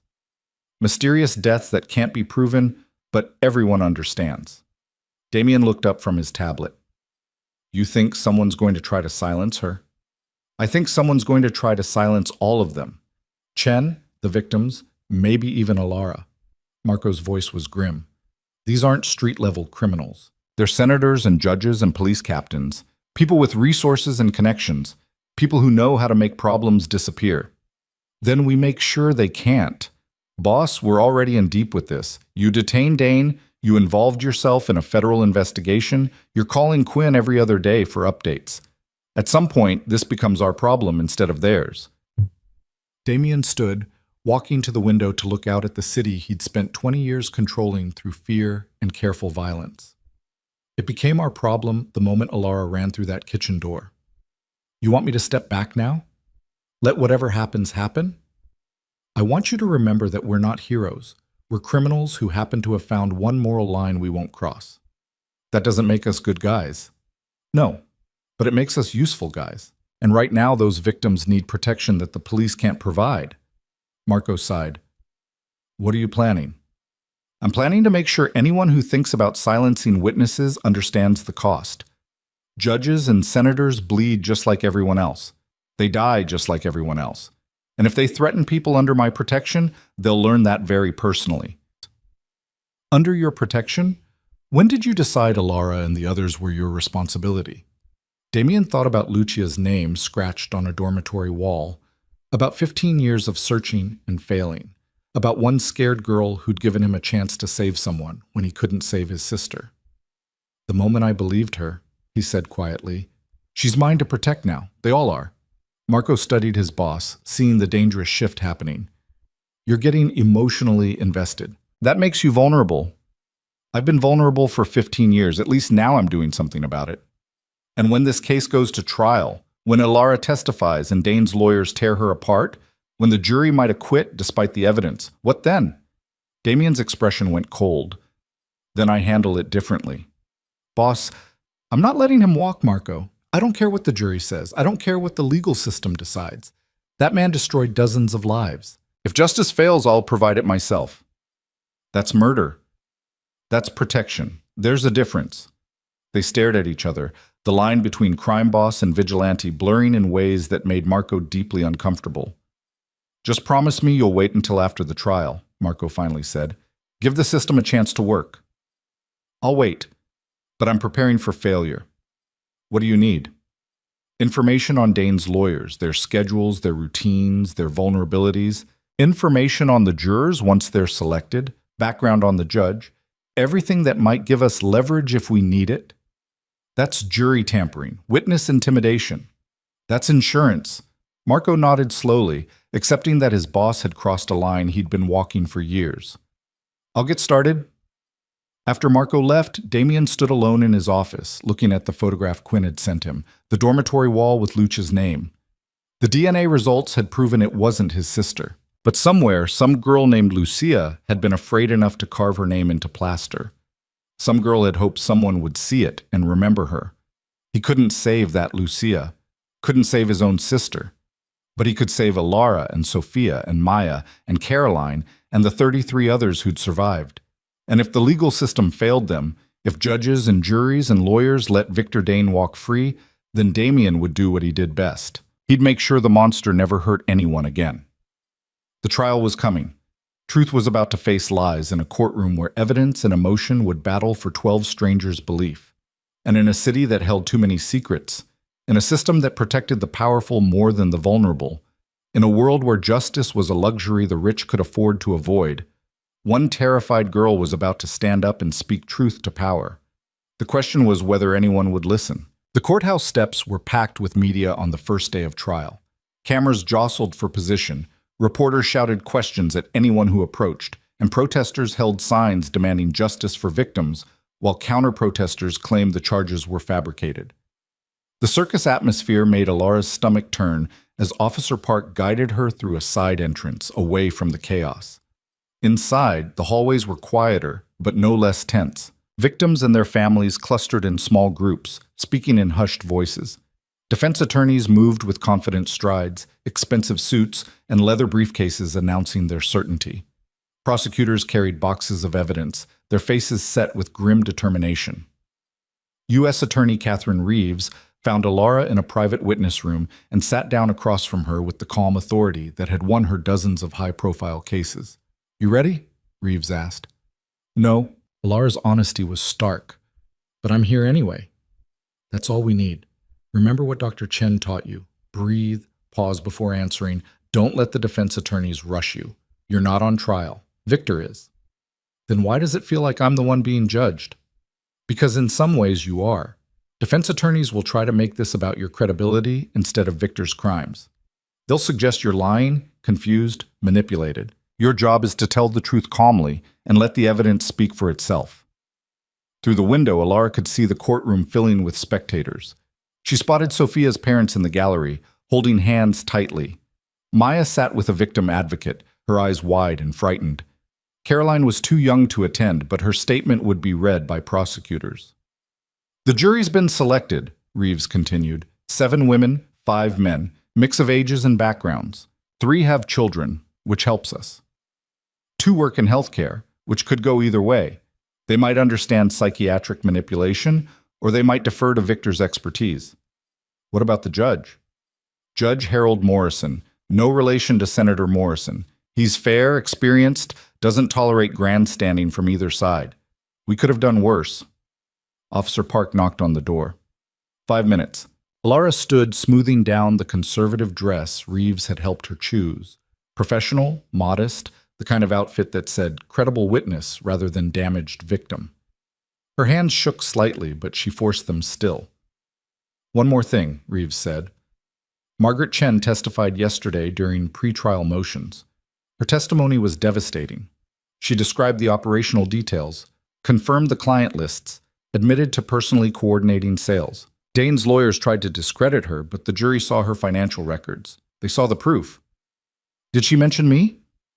She said you were one of the most resistant victims, that Victor spent 2 years trying to break you because you refused to be compliant, that your escape triggered everything. Reeves smiled slightly. She meant it as criticism, but it came across as exactly what it was, proof that you're a survivor, not a willing participant. The courtroom was standing room only when they entered. Alara walked to the witness stand with Officer Park beside her, aware of every eye tracking her movement. The jury sat in their box, 12 strangers who would decide whether her truth mattered. Victor sat at the defense table flanked by his lawyers, wearing a perfectly tailored suit and an expression of sorrowful concern, as if he pitied her delusions. Their eyes met for a moment. Victor smiled gently, the same smile he'd used when he'd told her the buyer was coming, when he'd assured her the drugs would make everything easier, when he'd promised her that resistance was futile.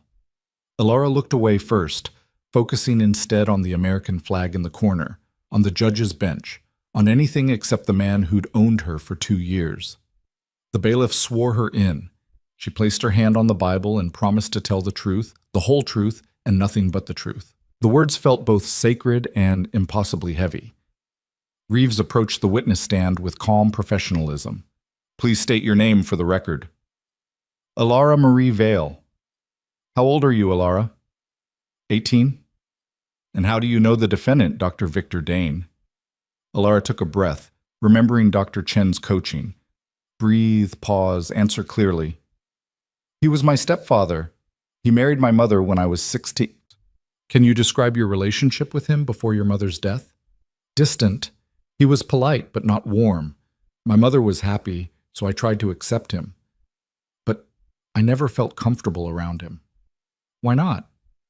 The way he looked at me, the way he'd touch my shoulder or my hair when my mother wasn't watching, the way he'd ask questions about my friends, my schedule, my plans. It felt wrong, but I couldn't explain why. Victor's lead attorney, Marcus Webb, made a note.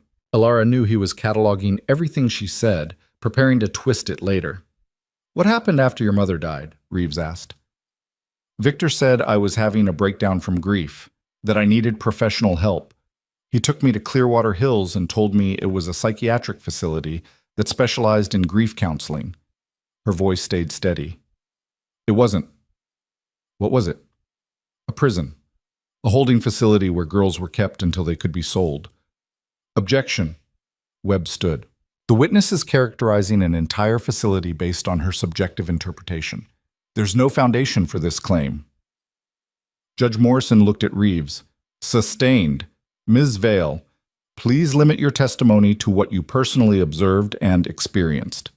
Alara nodded. Reeves continued. Tell the jury what you personally observed at Clearwater Hills. I was put in a dormitory with 12 other girls, ages 14 to 19. We were given medication 3 times a day that made us foggy and compliant. We weren't allowed phones, computers, or contact with the outside world. Guards watched us constantly. Doors were locked from the outside. Did Dr. Dane visit you there? Twice in 2 years, both times he brought men with him. Wealthy men from overseas. They would walk through the facility looking at us like we were merchandise. What happened during these visits? Alara's hands clenched in her lap. The men would ask questions, our ages, our education, whether we spoke other languages. They would touch our hair, our faces, our arms. Dr. Dane would stand beside them and answer questions about our health, our compliance levels, our training. Did you understand what was happening? Not at first, but the other girls explained. We were being auctioned. The men were buyers. We were the product. Objection! Webb was on his feet. This is hearsay and speculation. The witness has no direct knowledge of any alleged auction. Your Honor, Reeves countered, the witness is testifying to what she was told by other victims and what she directly observed during these visits. It goes to her state of mind and understanding of the situation. I'll allow it, Morrison ruled, but Ms. Reeves, please establish a foundation for any claims about actual sales. Reeves nodded. Alara, did you ever hear Dr. Dane discuss sales with anyone? Yes. 3 months ago, I overheard him on the phone in his study. I'd been transferred from the facility to his house for what he called specialized training. I was supposed to be in my room, but I snuck out to try to find a phone. She paused, breathing. He was talking to someone about a buyer from Dubai, said the price was agreed upon, that transport was arranged, that the girl, meaning me, was almost ready. What did you do? I went back to my room and started planning my escape. I knew I had limited time. Once the buyer arrived, I'd be gone forever. Tell the jury about the night you escaped. Alara described the bathroom window, the 2-mile run through rain, the desperate search for help. She described crashing through the restaurant's back door, collapsing in front of Damian Moretti, watching Victor follow her inside with his practiced concern and polished lies. What did Mr. Moretti do when Dr. Dane claimed you were his mentally ill stepdaughter? He asked me one question, just one. He asked if I knew Victor. Alara's voice caught slightly. I said yes, that Victor was the one who'd been selling me, and Mr. Moretti believed me immediately. Why do you think he believed you? Objection, Webb said. Calls for speculation about another person's thoughts. Withdrawn. Reeves shifted direction. What happened after you told Mr. Moretti the truth? He called Detective Quinn. He detained Victor until the police arrived. He gave Detective Quinn the photographs from Victor's car, photographs of girls with prices attached to them. He saved my life. Reeves pulled up the photographs on a screen visible to the jury. 12 faces, 12 prices, 12 victims. Do you recognize these photographs? Yes. That's the intake room at Clearwater Hills. That's where they photographed us for the website. What website? The one buyers used to browse inventory. I never saw it myself, but the guards talked about it. They said we were cataloged by age, appearance, skills, languages. Do you see yourself in these photographs? Alara pointed to the third image. That's me. 2 years ago when I first arrived at the facility. The jury stared at the photograph of a 16-year-old girl, terrified and alone, with a price of $75,000 beneath her image. Reeves let the silence stretch, let the jury absorb what they were seeing. Then she continued, walking Alara through 2 years of captivity in methodical detail. The medications that kept them compliant. The punishments for resistance. The fake therapy sessions designed to make them doubt their own memories. The other girls who disappeared after being sold. The burial in the woods of Jessica, who tried to escape and died 3 days later. By the time Reeves finished her direct examination, 3 hours had passed and several jurors were wiping tears from their faces. No further questions, Your Honor. Judge Morrison called for a recess. Alara stood on shaking legs, Officer Park immediately at her side. You did great, Park whispered. Cross-examination will be harder, but you got the truth on record. That's what matters. In the hallway during the break, Alara saw Sophia and her parents. Sophia broke away from them and hugged Alara tightly. You were so brave, Sophia said. So strong. I'm testifying tomorrow and I'm terrified, but watching you made me think maybe I can do it too. You can, Alara assured her. We all can, because we're not alone anymore. Maya joined them, then 2 other victims Alara recognized from Clearwater Hills. They stood together in a small cluster of survivors, drawing strength from each other's presence. Detective Quinn approached with Reeves. Cross-examination is about to start. Alara, remember, Webb's job is to create doubt. He'll try to confuse you, anger you, make you seem unreliable. Don't let him. Just answer the questions truthfully and don't take the bait when he tries to provoke you. What kind of questions will he ask?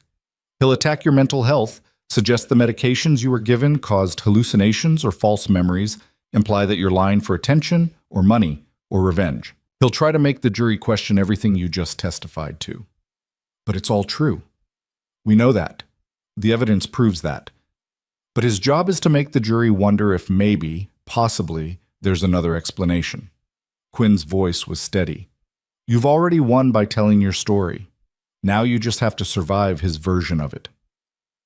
Back in the courtroom, Marcus Webb stood to begin cross-examination. He was in his 60s, silver-haired and distinguished, with a grandfatherly manner that masked a ruthless legal mind. Miss Vale, he began gently, I know this is difficult for you, so I'll try to be brief. You testified that you were given medication at Clearwater Hills 3 times a day, correct? Yes. Do you know what medications you were given? No, they never told us. So you were taking unknown substances for 2 years? We didn't have a choice. But you don't actually know what you were taking. It could have been antipsychotics, anti-anxiety medication, mood stabilizers, any number of legitimate psychiatric medications, correct? I guess so. And these medications made you, in your words, foggy and compliant. Is that right? Yes. Foggy, meaning your thinking wasn't clear, your memories might not be reliable, your perceptions might have been altered by the drugs. Alara saw where he was going. The drugs made it harder to resist, but I remember everything clearly. Do you? Because medication-induced confusion is a documented side effect of many psychiatric drugs. Isn't it possible that some of what you remember is distorted by the medications you were taking? No, I remember what happened to me. Webb smiled sympathetically. I'm sure you believe that. But belief and objective reality aren't always the same thing, are they? Especially when powerful psychiatric medications are involved. Objection, Reeves said, argumentative, and calls for speculation about medication effects without expert testimony. Sustained, Webb shifted tactics. You testified that Dr. Dane was your stepfather, that he married your mother when you were 16. Yes. And your mother died 8 months later in a car accident. Yes. That must have been devastating for you. Ilara's throat tightened. It was. Traumatic, grief-inducing, the kind of loss that might cause someone to break down emotionally. I was sad, but I wasn't. In fact, Dr. Dane has provided medical records showing that after your mother's death, you exhibited signs of severe depression, anxiety, and dissociative episodes. Were you aware of these diagnoses? Those records are fake. He made them up to justify sending me to Clearwater Hills, or they're legitimate assessments from a licensed psychiatrist who was genuinely concerned about his stepdaughter's mental health. Webb pulled out documents. I have here evaluations from 3 different mental health professionals, all documenting your declining mental state after your mother's death, all recommending intensive psychiatric care. They're all connected to Victor. They're all part of the network. Or they're independent professionals who all reached the same conclusion because the evidence supported it. Webb's voice remained gentle, reasonable. Isn't it possible, Ms. Vale, that you were genuinely suffering from psychiatric illness and that Dr. Dane was trying to help you? No, that's not what happened. But you were medicated, confused, grieving. Your perceptions were altered. Isn't it possible that you misinterpreted legitimate psychiatric treatment as something sinister? I didn't misinterpret anything. I was there. I know what they did. Do you? Or do you know what you believe they did, filtered through medication, trauma, and the suggestions of other disturbed patients? Ilara's hands were shaking now. Webb was twisting everything, making her sound crazy, making the truth sound like delusion. The photographs, she said. The ones in Victor's car. Those are real. Those prove those photographs could be research materials for the book Dr. Dane was writing about trafficking. They could be case studies from his professional work. They don't prove any actual crime, do they? They have prices on them, according to the prosecution's interpretation. But the numbers could represent anything. Case numbers, file codes, research categories. Reeves stood. Your Honor, defense is testifying rather than questioning. May we remind counsel to ask questions instead of arguing his case? Sustained. Mr. Webb, questions only. Webb nodded. Ms. Vale, you testified about other victims at Clearwater Hills. Girls you claimed were also being held against their will. They were. Have you spoken with any of these girls since your escape? Some of them. And have you discussed your testimony with them? Coordinated your stories? We've talked about what happened to us, yes. So you've had multiple conversations where you reinforced each other's narratives, potentially creating a shared false memory. That's not what happened. But it's possible, isn't it? That a group of traumatized, medicated teenagers, isolated together for months or years, might develop a shared delusion about their circumstances? Objection! Reeves was on her feet. Defense is badgering the witness and making psychological arguments without expert foundation. Your Honor, Webb responded, I'm simply exploring alternative explanations for the witness's claims. Sustained. Move on, Mr. Webb. The cross-examination continued for another 2 hours. Webb attacked every detail of Ilara's testimony, the timeline of events, her memory of specific conversations, her interpretation of Victor's actions. He suggested she was lying for attention, for money from potential book deals or movie rights, for revenge against a stepfather she'd never liked. By the time Judge Morrison finally called for the day's adjournment, Ilara felt like she'd been filleted open and left bleeding on the witness stand. Officer Park escorted her out through the side entrance, away from cameras and questions. In the car, Ilara broke down crying. He made me sound crazy, she sobbed. He made everything I said sound like lies or delusions. What if the jury believes him? They won't, Park said firmly, because tomorrow Reeves gets redirect examination. She'll rehabilitate your testimony, clarify the distortions, and remind the jury about the physical evidence that corroborates your story. Webb's job was to create doubt. Reeves's job is to restore truth. Trust the process. But Ilara couldn't trust anything. She'd just spent hours being called a liar in front of 12 strangers who would decide Victor's fate. She'd watched him sit there in his expensive suit, looking wounded and concerned, playing the victim of a disturbed girl's accusations. Back at the safe house, she found Detective Quinn waiting with Agent Mitchell. Margaret Chen's testimony continues tomorrow, Quinn said. She's providing detailed financial records showing payments from buyers to Victor's offshore accounts. She's naming names, senators, judges, businessmen who purchased girls from Clearwater Hills. The jury is going to hear evidence that backs up everything you said. What if it's not enough? Mitchell leaned forward. Then we keep fighting. We have 28 other victim witnesses ready to testify. We have Dr. Ross's records documenting the medications used to keep you compliant. We have the burial site where Jessica was found. We have bank records, client lists, communications logs. Webb can attack your credibility all he wants, but he can't attack facts. Facts didn't protect me for 2 years. Victor had facts, medical records, expert witnesses, respectable credentials. His facts beat my truth every time. Not this time, Quinn said, because now your truth has facts backing it up. Evidence, corroboration, multiple witnesses. That's what makes this different. Ilara wanted to believe them, but she'd spent too long learning that the system protected powerful men and dismissed vulnerable girls. Webb's cross-examination had reinforced that lesson brutally. Across town, in Victor's holding cell, he met with his legal team for a strategy session. The girl's testimony was damaging, Webb admitted. Emotional, detailed, sympathetic. Several jurors were visibly moved. But you created doubt, Victor said confidently. Some. The mental health angle is working. I could see jurors considering the possibility that medication might have affected her perceptions. But Chen's testimony tomorrow is going to be a problem. Margaret will hold up. Actually, another attorney interjected, she's already started cooperating fully. She's provided prosecutors with everything, financial records going back a decade, client lists, operational details. She's trying to minimize her own sentence by maximizing yours. Victor's calm facade cracked slightly. That traitor. After everything I did for her, everything we built together, doesn't matter now, Webb interrupted. What matters is damage control. Can we discredit her testimony? She kept meticulous records. Every transaction is documented. Every client is named. Every payment is traced. The attorney sighed. Unless we can prove those records were fabricated, her testimony is going to be devastating. Then we prove they were fabricated.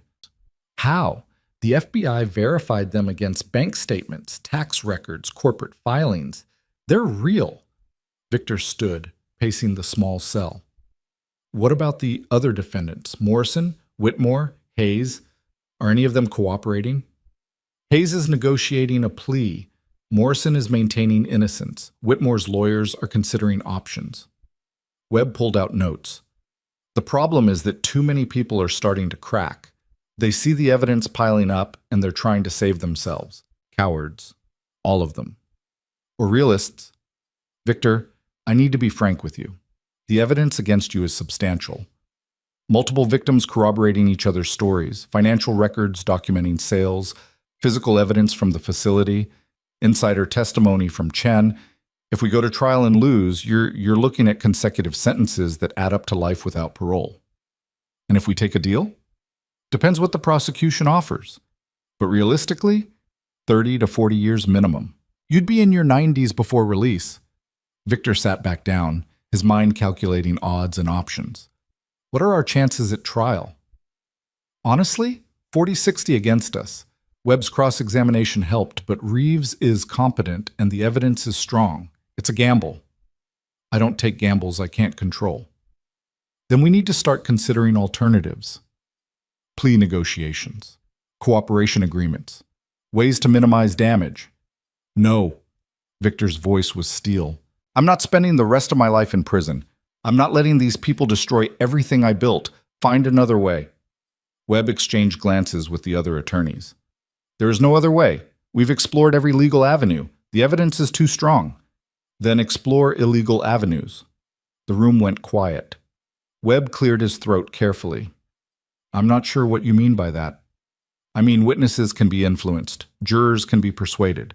Evidence can disappear. You're expensive lawyers who've gotten guilty people acquitted before. Do what you do. What you're suggesting is criminal. What you're suggesting is surrender. I won't do it. Webb gathered his files. I'll pretend I didn't hear that. And I strongly advise you to focus on legal strategies only. Anything else will only make your situation worse. After the lawyers left, Victor sat alone in his cell, fury building beneath his calm exterior. He'd spent 20 years building his operation, accumulating wealth and power, creating a network that should have been untouchable. And now it was all unraveling because one girl had run through the rain and found someone who believed her. But Victor hadn't survived this long by accepting defeat. He had resources his lawyers didn't know about, contacts who owed him favors, information that could destroy careers and lives if released. If the legal system wouldn't save him, he'd save himself. One way or another, this trial would end in his favor. The next morning, Margaret Chen took the witness stand. She wore an orange jumpsuit instead of her usual designer pantsuits, her wrists shackled, her face drawn. The woman who'd run Clearwater Hills with ruthless efficiency looked diminished, broken. Reeves approached her with professional courtesy. Ms. Chen, you've entered into a cooperation agreement with this office, correct? Yes. And as part of that agreement, you've agreed to testify truthfully about your role in the trafficking operation run by Dr. Victor Dane? Yes. How long did you work with Dr. Dane? 12 years, since Clearwater Hills opened. Describe your role. Chen's voice was flat, emotionless. I handled operations, financial transactions, staff management, buyer coordination, victim intake and processing. Victor was the public face, the respectable psychiatrist who gave the operation legitimacy. I was the one who made it actually function. How many victims passed through Clearwater Hills during those 12 years? 217 that I have documentation for. Possibly more in the early years before I implemented the record-keeping system. The number hit the courtroom like a physical blow. 217 lives destroyed. What happened to these victims? They were sold to buyers, wealthy men, primarily from overseas who paid between $50,000 and $200,000, depending on the victim's age, appearance, and other factors. Did Dr. Dane participate in these sales? He arranged them. He found the victims, brought them to the facility, managed their conditioning and training, negotiated prices with buyers, coordinated transport. Every sale was his operation. I just handled the paperwork. Reeves pulled up financial records on the screen. Are these your records? Chen studied them. Yes, those are the ledgers I kept documenting every transaction. Walk the jury through what we're seeing. Chen explained the spreadsheet. Victim names or case numbers, buyer identities or codes, sale prices, dates, payment methods. Every transaction meticulously documented because Margaret Chen, for all her crimes, had been thorough. Did you personally meet any of the buyers? Many of them. They would come to the facility to view the inventory before purchasing. Some had specific preferences: age, ethnicity, language skills. We would arrange private viewings. Did you know what these buyers intended to do with the girls they purchased? Of course, they were purchasing human beings for sexual exploitation. There was no other purpose. And you facilitated these transactions anyway? Yes. Why? Chen hesitated, the first crack in her flat affect. Money, power, and because I convinced myself that these girls were better off with wealthy buyers who would at least keep them alive than in other trafficking situations where they'd be worked to death in brothels. Did you believe that? I wanted to believe it. It made the job easier. Reeves spent 4 hours walking Chen through the operational details of Clearwater Hills. The jury heard about intake procedures, about how Victor would identify vulnerable girls, runaways, foster kids, girls who'd lost parents. They heard about the fake medical records used to justify holding them. They heard about the medications that kept them compliant. They heard about the guards who punished resistance with violence and isolation. Most devastatingly, they heard Chen name buyers: Senator Morrison, who'd purchased 3 girls over 5 years; Judge Whitmore, who'd had very specific preferences for young blonde girls who reminded her of a daughter she'd lost; Captain Hayes, who'd provided police protection in exchange for access to victims; CEO Thornton, who'd bought girls as gifts for business associates. By the time Reeves finished, the jury looked sickened. Several were crying openly. Marcus Webb stood for cross-examination. Ms. Chen, you're testifying here today because you've made a deal with prosecutors, correct? Yes. You're facing 40 felony charges that could result in life in prison, but by cooperating against Dr. Dane, you'll receive a reduced sentence of 15 to 20 years. Is that accurate? Yes. So you have a strong incentive to tell prosecutors what they want to hear. I'm telling the truth. Are you? Or are you exaggerating Dr. Dane's role while minimizing your own to make yourself look better? I'm not exaggerating anything. If anything, I'm downplaying how central Victor was to everything. You ran the day-to-day operations. You handled the money. You coordinated with buyers.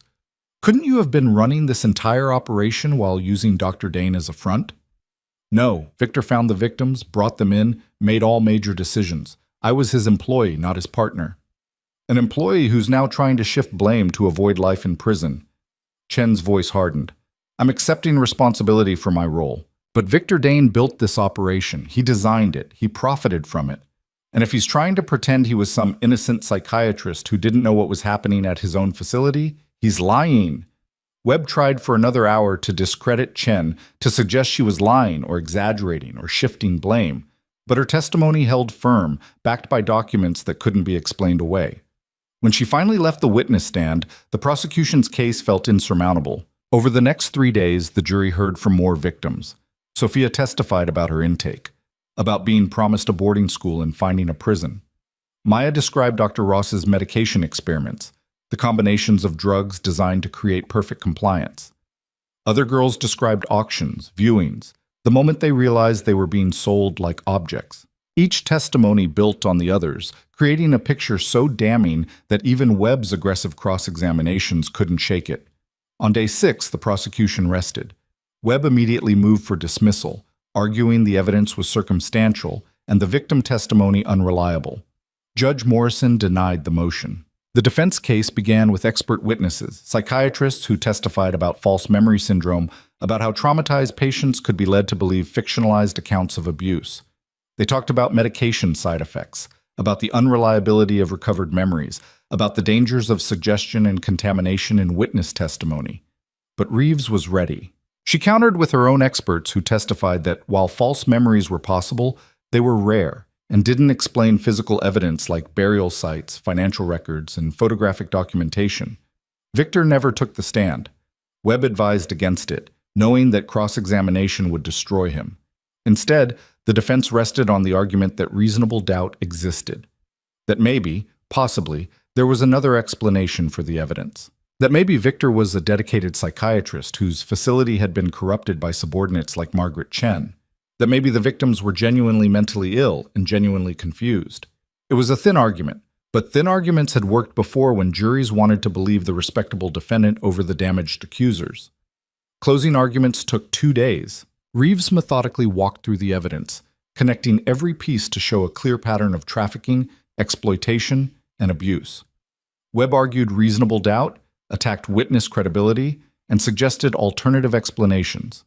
Then the jury got the case. They deliberated for 4 days. Alara spent those 4 days in the safe house, unable to eat, unable to sleep, unable to do anything except wait for 12 strangers to decide whether her truth mattered. On the 4th day, Officer Park's phone rang. They have a verdict. The courtroom was packed when Alara arrived. Victims filled the gallery. Media crowded every available seat. Damian Moretti sat in the back row, his presence a quiet reminder that some protectors didn't wear badges. Victor sat at the defense table, his face calm but his hands clenched tight. The jury filed in. None of them looked at Victor. Alara had read that was a bad sign for defendants. When juries couldn't meet the accused's eyes, it usually meant conviction. Judge Morrison addressed the foreperson. Has the jury reached a verdict? We have, Your Honor. On the charge of human trafficking in the first degree, how do you find? Guilty. On the charge of conspiracy to commit trafficking, how do you find? Guilty. The verdicts continued. Guilty on all 73 counts, kidnapping, false imprisonment, conspiracy, fraud. Every charge, every count, guilty. Victor's calm facade shattered. He turned to Webb, who could only shake his head. Around the courtroom, victims were crying. Sophia hugged her parents. Maya was sobbing with relief. In the back row, Damian Moretti sat perfectly still, his eyes locked on Victor with an expression that promised the legal consequences were just the beginning. Alara felt like she was floating. 4 days of terror, 6 weeks of trial, 2 years of captivity, all leading to this moment. 12 strangers had listened to her story and believed her. Truth had won. Judge Morrison set sentencing for 3 weeks later and remanded Victor to custody. As guards led him away, Victor looked directly at Alara. "This isn't over," he mouthed. Alara stared back, no longer afraid. "Yes, it is." Outside the courthouse, media surrounded the prosecutors. Reeves gave a statement about justice for victims, about the importance of believing survivors, about sending a message that wealth and status didn't place anyone above the law. Alara stood to the side with Officer Park, watching the circus unfold. Detective Quinn found them. "You did it. You actually did it." "We did it," Alara corrected. "All of us. Every victim who testified, every investigator who built the case, every person who chose to believe us instead of dismissing us." "What happens now?" Alara thought about the question. What did happen now? Victor was convicted but not yet sentenced. The other defendants still faced trial. 37 victims were beginning the long process of healing, and she was 18 years old with no family, no home, and a trauma that would take years to process. "Now I figure out who I am when I'm not just a victim," she said quietly. "Now I start living instead of just surviving." Quinn squeezed her shoulder. "You're going to be okay." "I know. It'll take time, but I know." As the sun set on the courthouse steps, as media packed up their equipment and crowds dispersed, as victims and families began the next chapter of their lives, Alara stood for a moment in the fading light. She'd run through the rain 2 months ago, desperate and terrified and certain she would die. She'd crashed through a kitchen door and found an unlikely protector. She'd told her truth to police who finally listened. She'd testified in front of strangers who chose to believe her. And she'd won. The journey wasn't over. Sentencing still loomed. Healing would take years. Other battles waited. But tonight, standing on courthouse steps as a free person whose voice had mattered, Alara Vale allowed herself to feel something she hadn't felt in 2 years. Hope. The 3 weeks between verdict and sentencing stretched like years. Alara spent them in a strange limbo, no longer a captive, not yet fully free, existing in the uncertain space between trauma and healing. The safe house had become familiar, almost comfortable, but she knew it was temporary. Eventually, she'd have to face the world outside, figure out where she belonged, decide who she wanted to become. Officer Park helped her apply for a GED program, since her education had been interrupted 2 years ago. A victim services counselor connected her with housing assistance and job training programs. Dr. Chen continued their therapy sessions, helping Alara process not just the abuse she'd survived, but the courtroom battle she'd endured. "You're allowed to feel relief without feeling guilty," Dr. Chen said during one session. "Survivor's guilt is normal, but it's not fair to yourself." I keep thinking about the girls who didn't make it," Alara admitted. "Jessica, who died trying to escape. The ones who were sold before the raid. The 217 victims Margaret Chen testified about. I survived, but they didn't. You survived because you were brave enough to run and lucky enough to find help. That's not your fault. And your survival gave voice to all those other victims.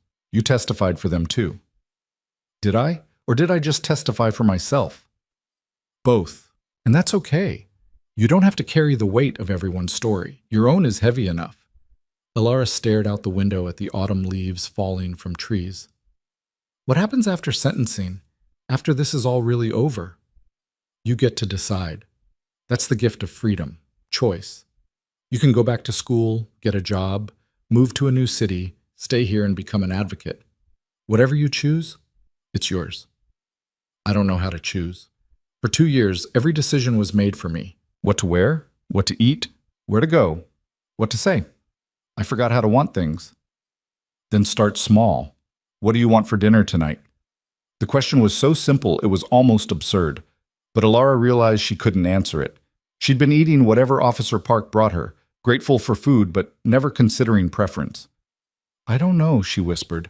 "That's okay. Tomorrow you can try choosing breakfast, then lunch. Small decisions that remind you that your wants matter. Eventually, bigger choices won't feel so impossible." While Alara worked on remembering how to want things, the legal machinery ground forward. Senator Morrison pleaded guilty to 3 counts of trafficking and was sentenced to 25 years. Judge Whitmore went to trial, was convicted, and received 30 years.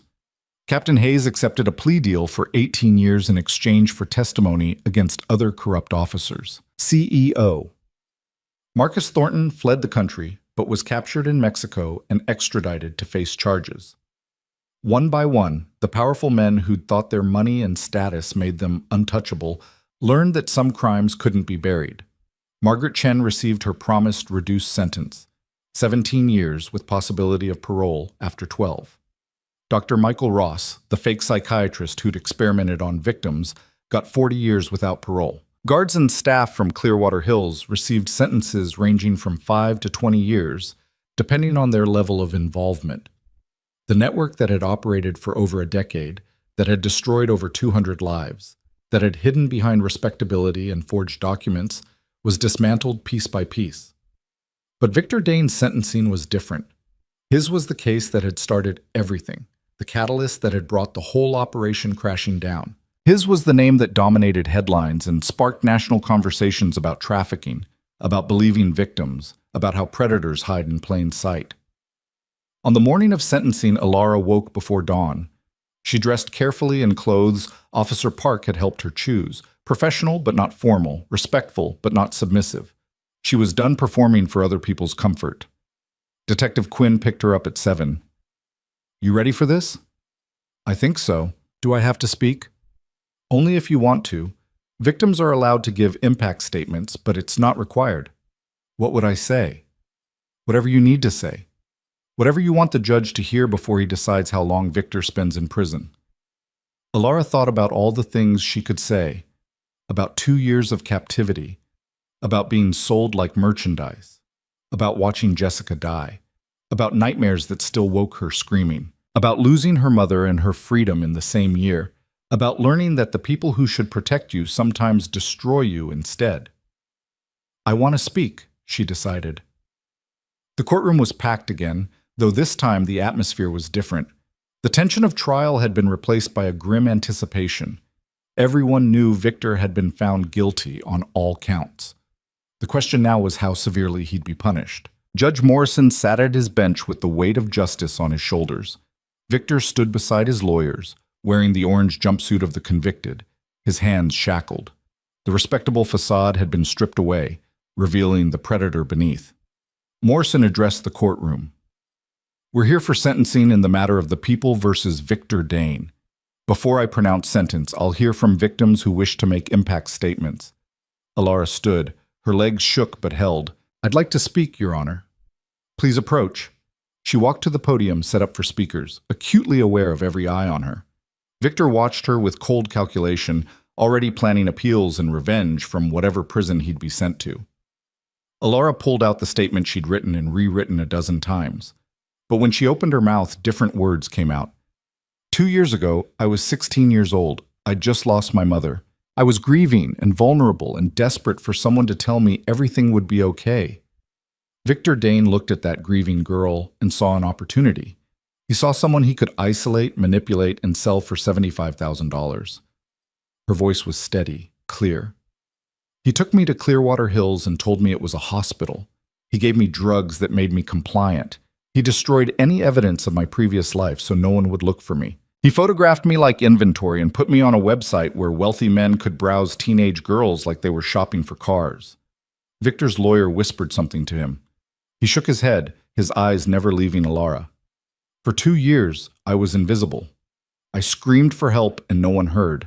I told social workers I was being held against my will and they didn't believe me because Victor had documents saying I was mentally ill. I told doctors I was being sold and they increased my medication. The system that should have protected me instead helped my abuser. Several jurors from the trial were in the gallery. Alara saw them nodding, remembering the evidence they'd seen. Victor Dane didn't just hurt me. He built an entire operation designed to find vulnerable girls and sell them. He created fake medical records to justify holding us. He hired guards to punish us when we resisted. He brought buyers to walk through the facility and choose victims like they were picking out pets. He made millions of dollars destroying lives. She paused, breathing. I survived because I ran, because I crashed through a restaurant door on the worst night of my life and found someone who believed me immediately, who didn't need documents or proof or expert testimony to know I was telling the truth. I survived because Detective Quinn listened, because Agent Mitchell investigated, because U.S. Attorney Reeves fought for justice, because 36 other victims were brave enough to testify. Alara looked directly at Victor. But I shouldn't have had to be that lucky. I shouldn't have had to run 2 miles barefoot in the rain. I shouldn't have had to testify in front of strangers about the worst experiences of my life just to be believed. The system should have worked long before I ended up in that restaurant. She turned back to Judge Morrison. Your Honor, Victor Dane destroyed over 200 lives. He trafficked children. He made millions from their suffering. He showed no remorse, no conscience, no humanity. Even during trial, he tried to make us seem crazy, tried to discredit our stories, tried to escape accountability. He'll do it again, if given the chance. So I'm asking you to make sure he never gets that chance. I'm asking you to give him the maximum sentence allowed by law. Not for revenge, for protection. So no other girl has to run through the rain hoping someone will believe her. Alara folded her statement and returned to her seat. Her whole body was shaking now, adrenaline and relief flooding through her. Sophia spoke next, describing how Victor had promised her parents their daughter would receive excellent care at Clearwater Hills, while actually planning to sell her within 6 months. Maya testified about Dr. Ross's medication experiments and the permanent damage they'd caused. Caroline's statement was read by the prosecutor since she was too young to appear in court, describing 2 years of captivity that had stolen her childhood. One by one, victims spoke. Some were angry, some were crying, some were calm and clinical. But all of them asked for the same thing: maximum sentence, no possibility of parole, permanent removal of a predator who would never stop hunting if given freedom. After the last victim's statement, Judge Morrison turned to Victor. Mr. Dane, do you wish to speak before I pronounce sentence? Victor stood. His lawyers had advised him to show remorse, to apologize, to give the judge some reason for leniency. But Victor's ego wouldn't allow it. Your Honor, I maintain my innocence. This conviction was based on the confused testimony of mentally ill patients and the self-serving lies of subordinates trying to reduce their own sentences. I'm a psychiatrist who dedicated his career to helping troubled youth. If my facility was corrupted by employees acting without my knowledge, that's a failure of oversight, not evidence of criminal intent. Morrison's expression was stone. Anything else? I request the minimum sentence allowed by law and immediate consideration for appeal. This conviction is a miscarriage of justice. Noted. Morrison shuffled papers. Mr. Dane, a jury of your peers found you guilty on 73 felony counts after hearing extensive evidence and victim testimony. That evidence painted a picture of a trafficking operation that you designed, managed, and profited from for over a decade. You exploited vulnerable children, destroyed families, and showed no remorse for your actions. He looked directly at Victor. I've been a judge for 26 years. I've sentenced murderers, rapists, and violent criminals of every variety. But I've never seen someone who so thoroughly commodified human suffering. You didn't just hurt your victims. You built a business around their pain. Morrison opened the sentencing guidelines.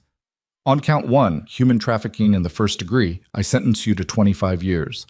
On count 2, conspiracy to commit trafficking, 25 years to run consecutively. On counts 3 through 73, kidnapping, false imprisonment, fraud, assault, I sentence you to the maximum allowed by law on each count, all to run consecutively. He did the math quickly. Total sentence is 418 years in state prison without possibility of parole. You'll be remanded immediately to begin serving your sentence. The courtroom erupted. Victims were crying, hugging each other. Media was frantically typing. Victor's lawyers were already discussing appeals, though everyone knew that sentence would stand. Victor himself stood frozen, the reality finally penetrating his arrogance. 418 years. He would die in prison. His empire was gone, his reputation destroyed, his freedom permanently revoked. As guards led him away, he looked back at Alara one last time. She met his eyes without fear. He'd had power over her for 2 years, but that power was gone. He was just a man in shackles facing consequences he'd believed would never come. Outside the courthouse, victims gathered on the steps for a press conference organized by Reeves. The U.S. attorney stood at the podium with Alara and Sophia flanking her. Today's sentencing sends a clear message, Reeves said to assembled media. Human trafficking will not be tolerated in this jurisdiction. Wealth, status, and professional credentials do not place anyone above the law, and most importantly, victims will be believed. Reporters shouted questions. Reeves fielded most of them, but one journalist addressed Alara directly. Ms. Vale, you were the first victim to come forward. What do you want people to take away from this case? Alara stepped to the microphone, Officer Park close beside her. I want people to know that trafficking doesn't always look like what you see in movies. It's not always strangers in vans. Sometimes it's stepfathers and psychiatrists and respectable professionals. Sometimes it's hidden behind legitimate businesses and forged documents. Sometimes victims tell the truth and aren't believed because their abusers are too credible, too powerful, too protected. She paused, choosing her words carefully. I also want people to know that survival is possible. Recovery is possible. Justice sometimes is possible. It takes courage to speak up, and it takes people willing to listen. I was lucky enough to find both. I hope other victims will be that lucky too. What's next for you? I'm enrolling in community college in January. I'm going to study social work. I want to become the kind of person who helps victims instead of dismissing them. Someone who believes scared teenagers even when they can't prove their stories. Someone who fights for people the system has failed. Any message for other trafficking victims? Alara looked directly into the cameras, thinking about girls still trapped in situations like hers, still waiting for someone to believe them. Run if you can. Scream if you can't. Tell your story to anyone who'll listen. And don't give up, because somewhere there's someone who will believe you. You just have to keep trying until you find them. As the press conference wrapped up, Detective Quinn pulled Alara aside. There's someone who wants to see you. He's been waiting for the trial to conclude before making contact, but now that everything's over, she gestured to a car parked across the street. Damian Moretti stood beside it, watching the crowd, but making no move to approach. Alara's heart jumped. She hadn't seen him since that night in the restaurant, though she'd thought about him constantly. The man who'd believed her when no one else would. The unlikely protector who'd started this entire chain of events by asking one simple question. Can I talk to him? You're both free citizens now. Talk to whoever you want. Alara crossed the street, Officer Park staying discreetly back but keeping watch. Up close, Damian looked tired. The trial had taken a toll on everyone, but he'd been carrying additional weight, the weight of his sister's ghost, the weight of 15 years of searching and failing. Hi, Alara said softly. Hi. His voice was the same as she remembered, quiet, controlled, dangerous in its calmness. You did well in there. Your testimony, your statement, all of it. I learned from the best. You taught me that telling the truth was enough. Not always, but this time it was. They stood in awkward silence for a moment. Then Elara said, Detective Quinn told me about your sister, about Lucia. I'm sorry they didn't find her. They're still looking. Every Jane Doe, every unidentified victim, they check against her profile. Maybe someday. He trailed off. But even if they never find her, this mattered. What you did, what all those victims did, it mattered. Did it? Victor's in prison, but there are other traffickers, other victims. The system that failed us is still failing other people. True. But 37 girls are free who wouldn't be if you hadn't run through my kitchen. Dozens of buyers are facing prosecution. A network that operated for over a decade is destroyed. That's not nothing. Elara smiled slightly. Officer Park says the same thing, that I should focus on what we accomplished instead of what's still broken. Smart woman. She's a survivor too. Did you know that? She was trafficked when she was 17. That's why she became a cop, to help people like us. Damien nodded slowly. The world is full of survivors who decided to fight back. You'll be one of them. I'm going to study social work, help other victims, try to fix the system from the inside. That's good. Better than my approach. Which is? Fixing it from the outside, making sure people who hurt children understand there are consequences beyond legal ones. Elara understood what he wasn't saying. Damien Moretti was a crime boss who'd found his moral line. He'd use his power to protect victims because the legal system couldn't always be trusted to do it. Thank you, she said quietly, for believing me, for saving my life, for everything. You saved yourself. You ran. You told the truth. You fought. I just gave you a safe place to land. Sometimes that's everything. Damien pulled an envelope from his jacket. This is for you. College fund. Housing assistance until you get on your feet. No strings attached. No obligations. Just help for someone who deserves a second chance. Elara stared at the envelope. I can't accept this. You can. You will. Because you're going to need resources to rebuild your life. And I have resources to spare. Let me do this. Let me help one person when I couldn't help my sister. Tears filled Elara's eyes. This isn't about your sister. You don't owe me anything because you couldn't save her. Maybe not. But I want to help anyway. Take it. Use it. Build something good from all this horror. Elara accepted the envelope with shaking hands. I don't know how to thank you. Don't thank me. Just survive. Just thrive. Just become the person you would have been if Victor had never stolen those 2 years. That's all the thanks I need. They stood together on the sidewalk as the sun began to set. Two people connected by tragedy and truth, by the worst night of one person's life becoming the catalyst for justice. Will I see you again? Elara asked. Probably not. I'm not a good person, Elara. I've done things, hurt people, built an empire on fear and violence. The fact that I drew one moral line doesn't erase the other lines I've crossed. You're starting fresh. You don't need someone like me in your life. Someone like you saved me. Once.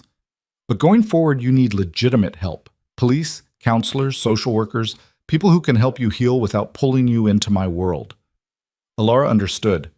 Damien was drawing boundaries to protect her, recognizing that his life and hers needed to stay separate. Okay, she said, but I'll remember you, and someday when I'm helping some scared kid who needs someone to believe them, I'll think about the man who believed me, and I'll make sure I'm that person for them. Damien's smile was brief but genuine. That's good. That's exactly what you should do. He got into his car and drove away, disappearing into the city he controlled through fear and careful violence, leaving Elara on a sidewalk with an envelope full of hope and a future full of possibilities. Officer Park approached. You okay? Yeah, better than okay, actually. Elara looked at this courthouse where Victor had been sentenced, at the media still conducting interviews, at the victims hugging each other and crying tears of relief. I think I'm going to be fine. I think you are too. 6 months later, Elara walked across a community college campus with books tucked under her arm and coffee in her hand. She'd passed her GED with high marks. She'd enrolled in social work courses. She'd moved into a small apartment funded partially by Damien's envelope and partially by a victim services grant. She was building a life. Therapy continued twice a week with Dr. Chen. Nightmares still woke her occasionally, though less frequently now. Some days were harder than others, when memories ambushed her, or when news coverage of trafficking cases triggered panic attacks. But she was learning to live instead of just survive. She volunteered at a youth crisis center, answering hotline calls from teenagers in trouble. She attended support groups for trafficking survivors, sharing her story and listening to others. She testified before a state legislative committee about reforming psychiatric facility oversight. Sophia was thriving in Chicago, back with her family and excelling in high school. Maya had moved to California to live with an aunt and was slowly rebuilding her life. Caroline was in foster care but doing well in therapy and school. The other victims were scattered across the country, each healing at their own pace, each building new lives from the wreckage of their old ones. Victor Dane filed multiple appeals, all of which were denied. He would spend the rest of his life in a maximum security prison, never again free to hurt anyone. Senator Morrison had a heart attack 6 months into his sentence and died in the prison infirmary. Judge Whitmore was serving her time in a women's facility, isolated from other inmates for her own protection. Captain Hayes had been attacked by fellow prisoners. Apparently corrupt cops weren't popular in prison, and was now in protective custody. CEO Marcus Thornton continued fighting extradition from Mexico, but international pressure was mounting. The trafficking network that had operated for over a decade was gone. Its victims were recovering, its perpetrators were imprisoned or dead. Justice, imperfect and incomplete, had been served. On the anniversary of the night she'd run through the rain, Ilara returned to Moretti's restaurant. It was early evening, the dinner crowd just beginning to arrive.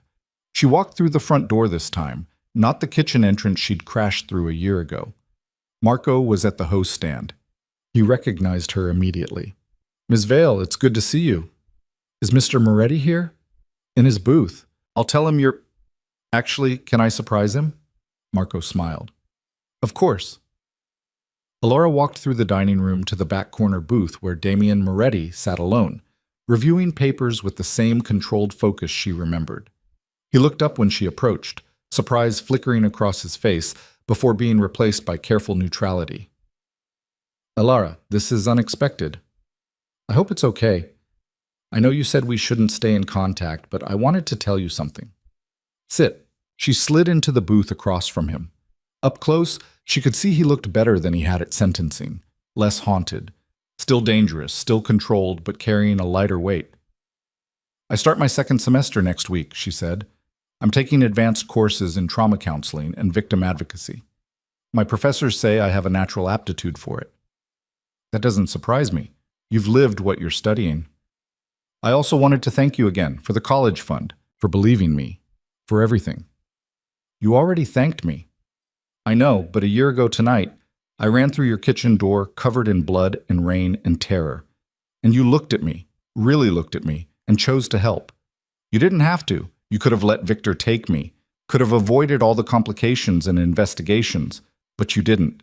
You saved my life." Damien was quiet for a moment. Then he said, "I got news last week. They identified one of the bodies from Clearwater Hills. Girl named Lucia Torres, 17 years old when she died. Not my sister, but someone's sister, someone who mattered. I'm sorry. Don't be. At least her family has answers now. At least she has a name instead of being Jane Doe forever." He looked at Ilara. "Sometimes that's all we can give victims. Names, justice, the knowledge that they mattered. Is that enough? It has to be, because it's all we have." They sat in comfortable silence for a moment, two people connected by trauma and truth, by the worst night that had somehow led to the best outcome possible under the circumstances. "I have something for you," Ilara said, pulling a folded paper from her bag. "I wrote this for a class assignment, about the night I escaped, about finding help, about you." Damien unfolded the paper and read. It was a short essay, beautifully written, describing the moment she'd crashed through the kitchen door and found someone who believed her. It described his calm question, "Do you know him?" and how those 4 words had changed everything. It described the trial, the verdict, the sentencing. And it described what came after, healing, growth, the decision to help others. The final line read, Sometimes the most unlikely people become heroes. Sometimes criminals have stronger moral compasses than respectable citizens. Sometimes the person everyone fears is the only one brave enough to fight monsters. I'm alive because Damien Moretti chose compassion over convenience, and I'll spend the rest of my life trying to offer others that same choice. When he finished reading, Damien was silent for a long moment. Then he refolded the paper carefully and handed it back. That's generous. Probably more generous than I deserve. But you deserve credit for what you did. Maybe. But don't romanticize it. I'm still a criminal. I still hurt people. One good action doesn't erase a lifetime of bad ones. No, but it counts for something. It counted for everything to me. Damien gestured to Marco, who brought over 2 glasses of sparkling water. To survival, Damien said, raising his glass. To people who choose to help instead of looking away, Alara countered. They clinked glasses and drank. What's next for you? Damien asked. More school, more volunteering, maybe eventually a job with victim services or a crisis center. I want to build something good from what happened. Want to make sure other girls don't spend 2 years waiting for someone to believe them. That's good work, important work. What about you? What's next for the crime boss who saved a trafficking victim? Damien smiled slightly. Same thing I've always done. Run my empire. Maintain control. But with one new policy. Anyone in my organization who hurts kids gets dealt with permanently. No warnings, no second chances. I'm using my power to make sure monsters understand there are consequences. Vigilante justice. The only kind I know how to provide. Alara understood. The legal system had worked this time, but it didn't always work. For victims who slipped through the cracks, people like Damien Moretti were the last line of defense. Thank you, she said again, for everything. You keep saying that. You can stop now. Not until I'm sure you heard me. Not until I'm sure you understand that what you did mattered. Damien looked at her with ancient, tired eyes that had seen too much and carried too many ghosts. I hear you, and I'm glad I could help. But Alara, you did the hard part. You ran. You spoke. You fought. All I did was give you a safe place to land. The courage was yours. Maybe we both deserves credit. Maybe. Alara stood to leave. Before she walked away, she turned back. If you ever find out what happened to your sister, if you ever get answers, I hope they bring you peace. Thank you. And if you ever need help, real help, emergency help, you call me. Doesn't matter what it is or when, you call. I will. She walked out of the restaurant through the front door into a spring evening that smelled like rain and new beginnings. Behind her, Damien Moretti sat in his booth and watched her leave. This girl who'd crashed into his life and reminded him that some things were worth protecting. Marco appeared at his elbow. She's doing well. She is. You did a good thing, boss. I did one good thing. Doesn't make me good. No, but it makes you better than you were. Damien didn't respond. He just sat in his booth as the restaurant filled with diners and conversations, as the city outside continued its endless dance of light and shadow, as somewhere in the night another victim was running from another monster, hoping to find someone who would believe them. 1 year after the worst night of her life, Alara Vale stood on a community college campus and looked at the future with something approaching optimism. She had scars, physical, emotional, psychological scars that would never fully heal.